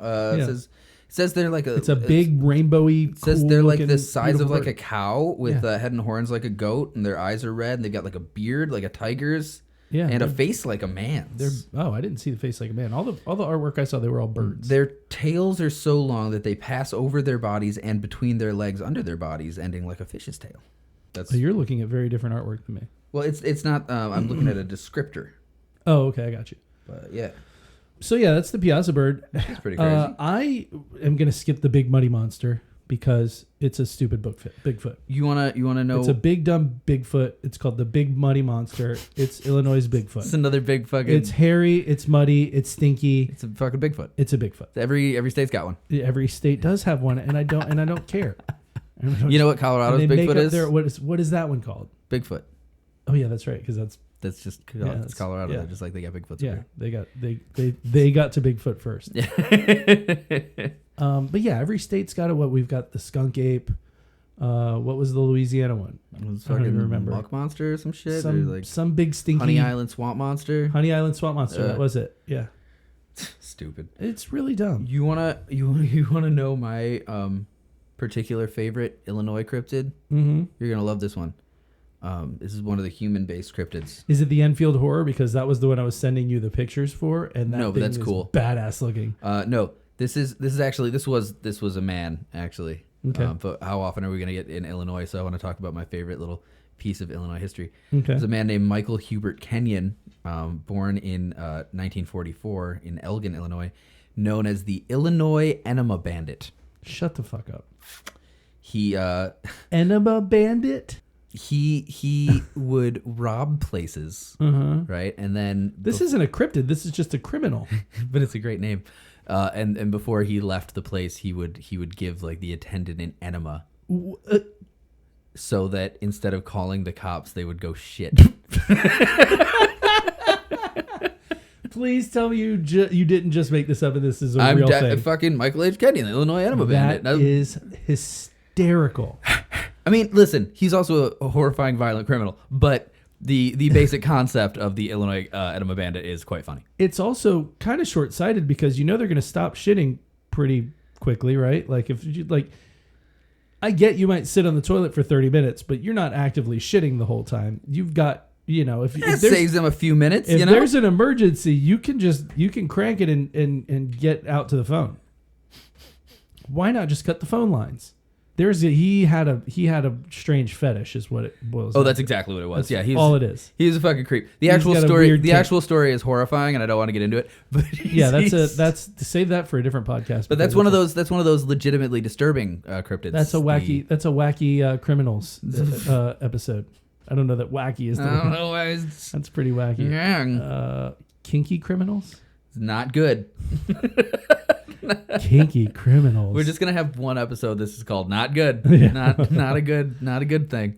So let's talk about the Enfield Horror, which is the one that I was sending you photos of, which were all super badass looking. And I was telling you that it's fun that we're talking about this because my D&D character for my latest campaign is called Grognock the Horror. Yeah, that's right. And I said my penis is Grognock the Horror. No, my character Grognock the Horror, he's a half orc. This is our text thread, by the way. He's a half orc bard, and he frequents a lot of brothels. So they call him the Horror. Get it? Stupid. Yeah, I get it. It's very charming. Yeah. And I said my penis is Grognock the Horror. Yeah, we heard you the and first frequents time. a lot of brothels. None of that's true. My D&D stuff was true. That's true. My penis's name is Blinky the Weenie, and he frequents a lot of, I don't know. Blinky the Weenie? I don't know. This is all top of my head. Boo. I was going to say Krispy Kreme donut shops. What? Mm-hmm. Mm-hmm. Mm-hmm. So the Enfield Horror also known as the Enfield monster, is this crazy three-legged, like, I don't even, the first thing that attracted me was that it's three-legged. You don't see a lot of three-legged cryptids out there. Oh my God, it looks fucking crazy. It looks cool as shit. So the reports, this all happened in April of 1973. Jesus. The reports were covered by the news media at the time, and there are some theories. Look at that one. I sent you that. I literally sent you that photo. I sent you that exact picture. That's cool as shit. I want to. We can buy this. We can buy this print and hang it in our studio. Hell yeah! So here are the claims, and It's like $15. these are the claims in linear order of how shit went down. Right. So at around 9:30 on April 25th, 1973. 10-year-old Greg Garrett claims that the creature had stepped on his feet, tearing his tennis shoes to shreds. At 10 p.m. Hold on a second. This 10-year-old came across a three-legged night monster, and he's just like, I stepped on my shoe. At 9:30 p.m., by the way. Yeah.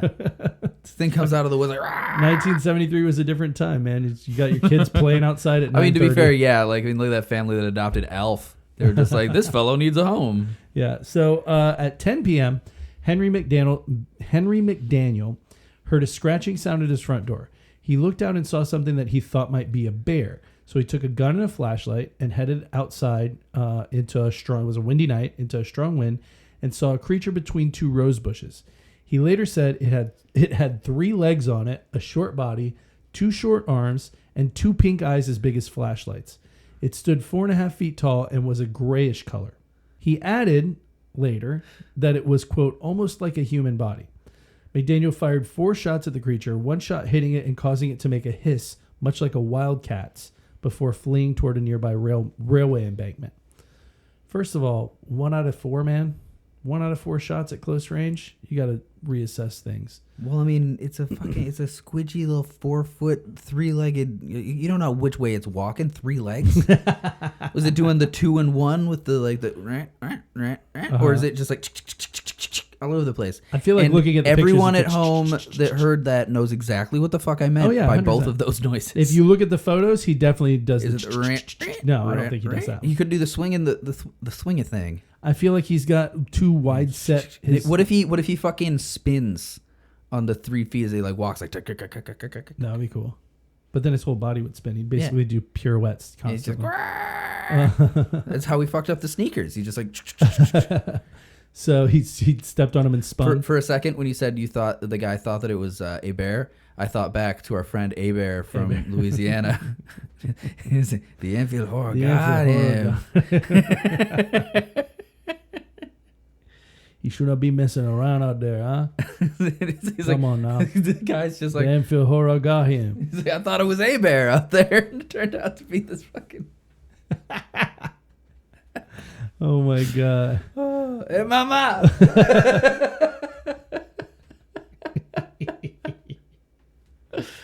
Come on outside now. All right. And my hawk came out and got the 3 feet messed up in my shoe. So, okay. So he shot him. He hissed like a wildcat and then ran away. Danced like a wildcat? Hissed like a wildcat. He danced like a wildcat. Everyone knows wildcats are famous for their dance moves. Well, they kind of like... He fled toward a nearby railway embankment and covered 50 feet in 3 jumps. Jesus. So one of those legs is real springy. So McDaniel called the local authorities, who discovered footprints in the soft earth near the house, which McDaniel described as dog-like in shape with 6 toe pads. The police considered McDaniel to be rational and sober in his reporting of the incident. In a later press interview, McDaniel said, if they do find it, they will find more than one, and they won't be from this planet. I can tell you that. 2 weeks later, on May... Whoa. They do find it, they'll find more than one. More than one, and they won't be from this planet. I can tell you that. So he's like dead set. He's like, that's an alien invasion. Mm-hmm. He got real coon-ass real quick. That's an alien invasion. That is an alien invasion. You got to watch out now. There's going to be more than one there, sir. And they're They not ain't from gonna this be earth. from this planet, sir. So, God damn it. Boudreaux and Hebert strike again. Oh, I got down. I saw the Enfield horror having sex with a gator. Okay, so 2 weeks later, on May 6th, McDaniel called a radio station, WWKI, claiming to have seen the creature again at 3 a.m. that morning on May the 6th. He said he saw it on a railway, and it was just kind of like chilling there, and he didn't shoot at it because it didn't seem to be going anywhere in a hurry. So he just saw it on the railway and was like... And he's like, how you doing? How you doing? Pretty good. You hungry? The Enfield Horror said, pretty good. So that was at 3 a.m. that he saw this thing. So a search party, including WWKI's news director, Rick Rainbow, explored the area later that day and reported observing an ape-like creature standing in an abandoned building near McDaniel's house. They claimed to have made a recording of the creature's cries and fired a shot at it before it fled. Now, here are the theories. It was suggested that the creature may have been a kangaroo that escaped from a nearby zoo, which would explain the, quote, 3 legs, because the tail. But McDaniel, this is where it gets real weird. McDaniel was adamant that the creature, quote, wasn't no kangaroo, having owned such a creature as a pet while on military service in Australia. I'll tell you, that ain't no kangaroo. That's the wrong accent, but like... This guy just do a hick accent. It's fucking Western Illinois. I'll tell you. That wasn't no kangaroo. I had one as a pet in Australia when I was there. It could reach up onto the roof. I could do that part of the Illinois accent there. They say rough. Yeah. And they have heavy S's. Yeah. Do they also say milk? Yeah, they say milk. Milk people. The rough, to get onto the rough, and then... Weird. But you say like you if something ends with an S, you gotta like it. I don't like it. Getting some hot dogs. Gross. So this guy had a pet kangaroo at some point in his life, which is fucking weird. And he also noted that kangaroos have narrow faces and tracks that leave claw marks. I did look at a kangaroo's footprint, and it looks nothing like a dog's footprint with 6 toe pads. It looks more alien than a dog's footprint with 6 toe pads. Oh fuck! Do you think it's just a kangaroo? That was the theory, was apparently a nearby zoo had lost a kangaroo, which also makes me feel incredibly sad because this kangaroo that's like been in a zoo, so it's familiar with people, is just like, hey, what's up, guy? And he gets shot. Was it a full-grown male kangaroo? Maybe. I mean, you don't want to fuck with those. Well, no, he's only 4 feet tall. Yeah, you don't. You really don't. A full-grown male kangaroo will kill the shit. They'll rape you. Yeah. Jesus. That's the fucking... Don't look at me like that when you say those words. I mean, this is my... They'll rape you. I have little bits of like pet information, and one of those... Did you also have a pet kangaroo No, I'm just saying military service in Australia? I've got information that I like hold on to as like I know this when I know a lot of people don't. Okay. And one of those is that a full-grown male kangaroo will sexually assault a human being. Gross. So it looks like our buddy here dodged a bullet. Yikes. So there was also an Ohio man that contacted a local newspaper stating that the creature may have been his pet kangaroo, Macy, which had been lost or stolen the year previously. And it's like the whole time I'm like, dude, Macy, come here, girl. Macy, come back. Macy. Oh, somebody stole my kangaroo. Oh, God, Macy. Oh, Jesus. So that's it for the Enfield Horror, but it was just a really weird story. And like, it turned out that the kid, so I did that in linear order. The 10-year-old kid actually said it like after Henry McDaniel had made the claim. The kid came forward and said, "Oh yeah, something stepped on my foot and like shredded my tennis shoes." It's a goddamn Enfield Horror. But then he came out later and said that it was just a joke, like he was pranking Mr. M, quote Mr. M. He was just getting his kicks. So I wanted to leave that for later, but it's a weird story. Yeah, what's a fucking kangaroo doing out in Illinois? I don't know. There's also the Wolfman of Chestnut Mountain. Another Wolfman. Well, so here's a thing that I was not aware of. So this is not a classic werewolf. It's more of a wolf that could just stand upright. That's a rougarou, baby. It's been spotted. That's the rougarou too. That's a rougarou. The electric Yeah, rougarou. that's the electric rougarou. Somebody set this motherfucker on. I almost set him fire on a. What do you electrify? Anyway, my brain's broken. Oh God. Anyway, guys, this has been Delete Everything.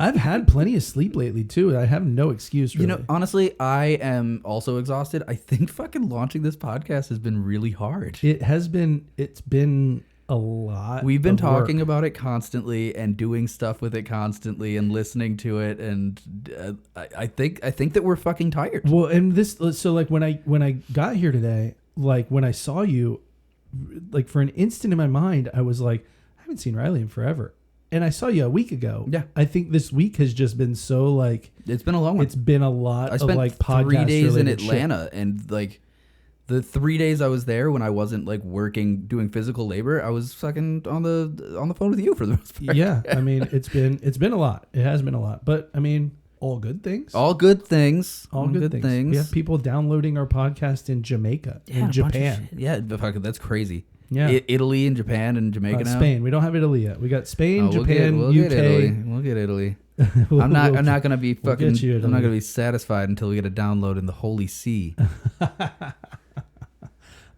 So okay.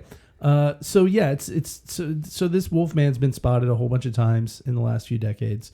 The most sensational time was an attack on a psychologist in 2010. I don't have the psychologist's name, but there have been sightings in the Galena region in southeast Wisconsin dating back to the early 1890s. It's said that the forelegs have almost human-like hands, like raccoon hands on its for its feet. Oh, Yeah, and the creature said to stand 5 feet tall or a little more, and is always seen as cunning, feral, and savage. But I didn't know, apparently in cryptozoology, there's a distinction between werewolf, wolfman, dogman, wendigo, rougarou. These are all different things. huh. I knew Skinwalker was different because a Skinwalker is like can be a lot of different be animals. anything. And I think it's a demon. But werewolf and wolfman, I would have always thought, same name, same different name, same thing, right? Yeah, Skinwalker scared the shit out of me. I'm fine with the rest of them. I'm sorry? The Skinwalker thing is fucking scary because like as a native legend, you know that's pretty encompassing. But it can be like any kind of animal. It can be people. It could be people. Yeah. And like the idea is like once you're, some of the shit is just like straight up. Once you're inside and it's nighttime, if you hear somebody calling your name outside, you fucking don't go outside. The idea is terrifying. I don't believe that. I don't believe that it's exist, like I don't believe it's is like a common all the time thing. But it is like cultural enough that I absolutely believe that there are people living on like the res that fucking if somebody asks about the Skinwalker, they'll be like, well, if somebody's calling your name outside, don't fucking go out there. Oh, for sure. Yeah, or like even if like a friend of theirs is like, hey, you gotta come out, and he's like, fuck no. You might be a skinwalker, Yeah, dude. I'm not doing that shit. What did we do last week? Give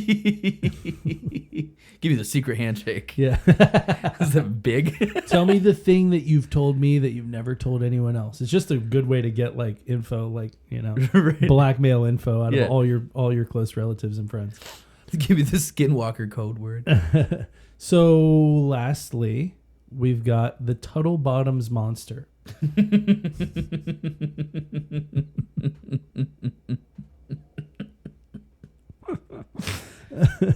The Tuttle Bottoms monster. Does he now? Yeah. So this was classified on one of these serious cryptid websites as, this is a quote, an abominable swamp slob. That's a whole classification for a certain type of cryptid. Or my father. An abominable swamp slob. So this is usually described as ape-like and hairy with a long snout similar to an anteater. And we do have a story of a reported sighting in August of 1963, August 6th, 63. Is it like it's like the swamp thing? I don't know because it's kind of big. It's I'm going to tell you what the theory is, okay? But first, I'm going to get into this reporting. So there was this is from an actual deputy, right, in Saline County. Illinois.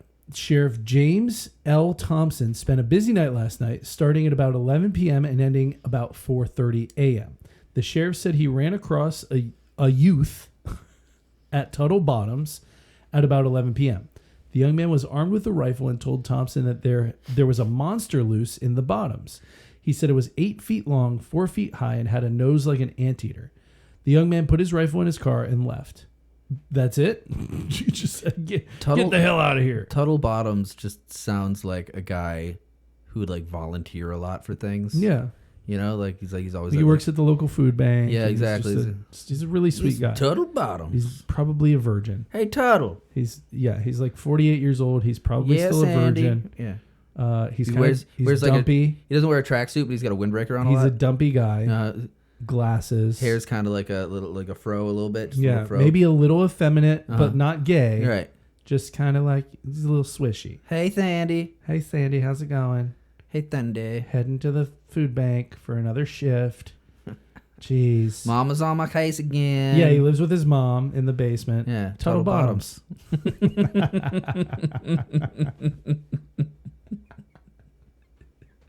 I don't know why in my head I just went dun dun dun dun dun dun Tuttle Bottoms dun dun dun dun dun. Oh my god! I could easily write a whole sitcom about Tuttle Bottoms. Nice and easy. Yeah, so easy. He'd be the best. All the classic tropes. It's your new Pee Wee Herman right there. Just the voice of a generation. Tuttle Bottoms. Tuttle Bottoms. Hey y'all, I'm Tuttle Bottoms. Just a vaguely effeminate Southern virgin man. Paisley windbreaker. Yeah. Paisley windbreaker. Oh, my God. So the young man put his rifle in his car and left. And then later, Sheriff Thompson ran across about a dozen boys armed with shotguns and other weapons and all looking for the monster in the bottoms. That sounds like a euphemism. Hey. I'm looking for the monster in the bottoms, girl. Trying to unleash a monster in some bottoms. You know what I'm saying? The sheriff soon dispersed the boys and sent them home. Local resident named Virgil Smith told the register he it just sounds like somebody you know that's like a pest. Fucking Virgil Smith again. This guy. He told the register he believes the creature is not a monster out of myth, but was an actual animal, quote, released by the federal government that had long since died. Smith said the creature was a hairy primate, stood on two legs, and was not scared of humans, adding that one couple reported the animal walked right up to them. Smith also claims that the former employer of the U.S. Department of Agriculture confided to him that the department had launched a private investigation into the Tuttle Bottoms monster. The earliest reports of the creature date to the 1960s by teenagers who used to use the local makeout spot and by hunters who would make frantic calls to police after seeing the creature. It was rumored that some murders took place in the bottoms during that time. I do like the idea of like the Tuttle Bottoms monster just like pulling up on some like doo-wop teenagers necking a makeout lane. With his anteater, like his little anteater tongue goes in like the girl's like, ear, on. And she's like, "Ooh, that like, feels good." Come on, babe, you know I love you. About? And she's like, "Johnny, I'm just not that kind of girl." But it's the anteater's tongue in her ear, and she's just like, "Stop it! I told you no. I'm saving myself." He's like, "What are you talking about?" And she's like, "Stop doing that!" And the whole time it's like that, and then suddenly his tongue just goes through her fucking brain, into her ear, through her brain. Or they turn and is like, "Hey y'all, what you doing in here? Can Tuttle get in on this? Are y'all necking in here? Are y'all necking down here in the bottoms? It is too late for y'all, young man. You get this little lady home." I'm Tuttle Bottoms. Now get the hell out of here. Then they pull away. We're doing a show called Tuttle Bottoms Street Justice. But as they drive away, his face transforms and he grows a nose. He is the Tuttle Bottoms monster. He's just very well mannered. Oh God, that's funny. The theories are going back to this guy Virgil Smith, who said that he believed the creature was not a monster, but an actual animal released by the government, right? Because at first that sounds crazy. Mm-hmm. But then the theories came out that it might have been a giant anteater and that it might have been like released to eat or all accidentally the ants. To just because those things can be up to like 7 feet in length. Yeah. They're huge. But I feel like it doesn't really. If you see a fucking anteater, you're gonna be like, oh, it's an anteater. If in your head you think an anteater is like this big, and then you see a giant anteater, and you're like, what the fuck is that? Like, did you know that emperor penguins can get up to like 5 feet tall? Yeah, dude.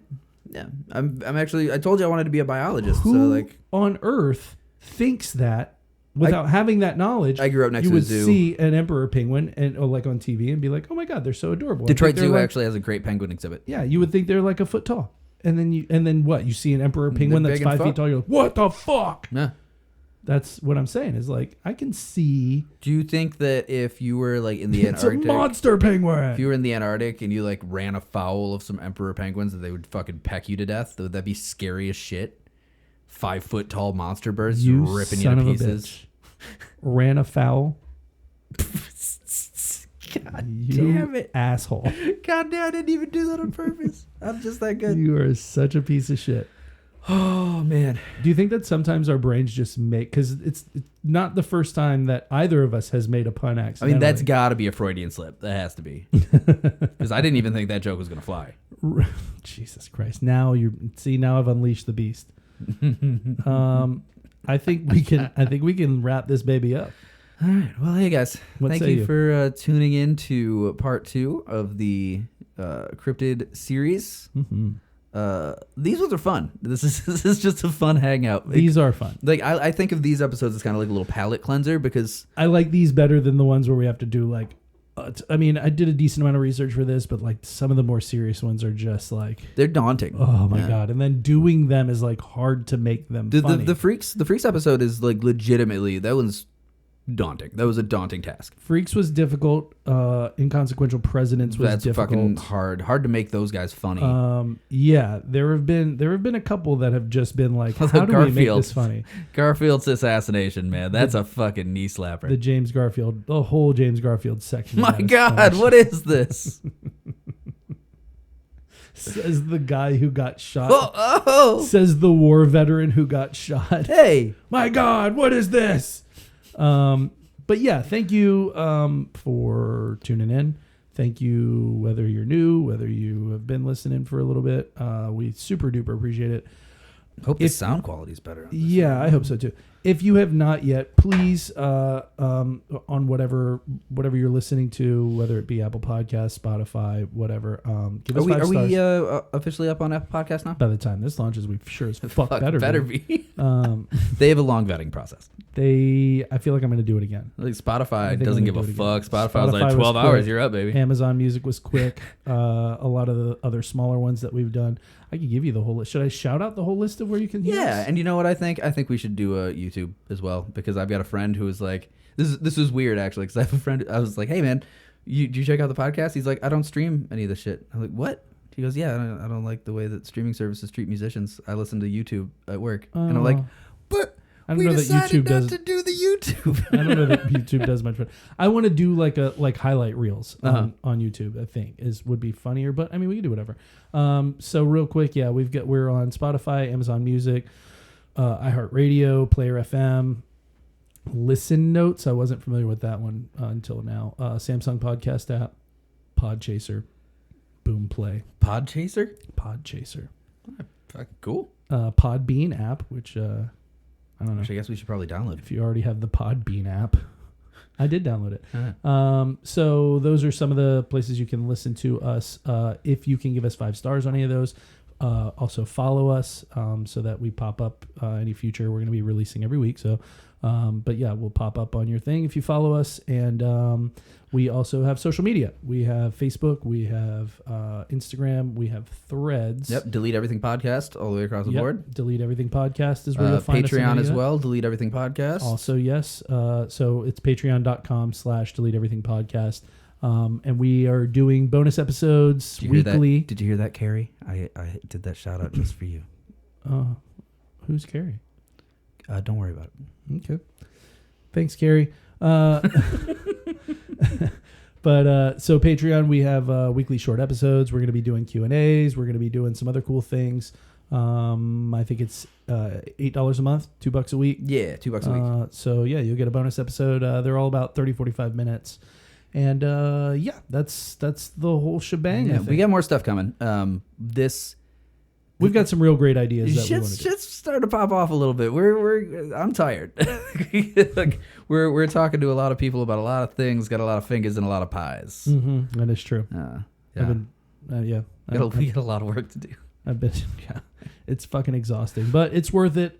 Seeing sort of, the engagement so far, and we haven't really even like done much other than like what When we on released Instagram, it. the one social media post, and then like texting some friends and be like, hey, we did it. Yeah, and we so just got to get consistent with it. Consistent with what? Just consistent, like every week with the posting and the stuff. And Oh yeah, I know. That's your job, dude. What? You have to do the social media I stuff. work fucking overtime constantly. You have to do the social media. Fine, I'll do the fucking. Thank you. You agreed to this months ago. Don't act I surprised. always agree to stuff. I was probably drunk. Anyway, so thank you guys again, and we will see you next week. And we love you. Bye. Bye.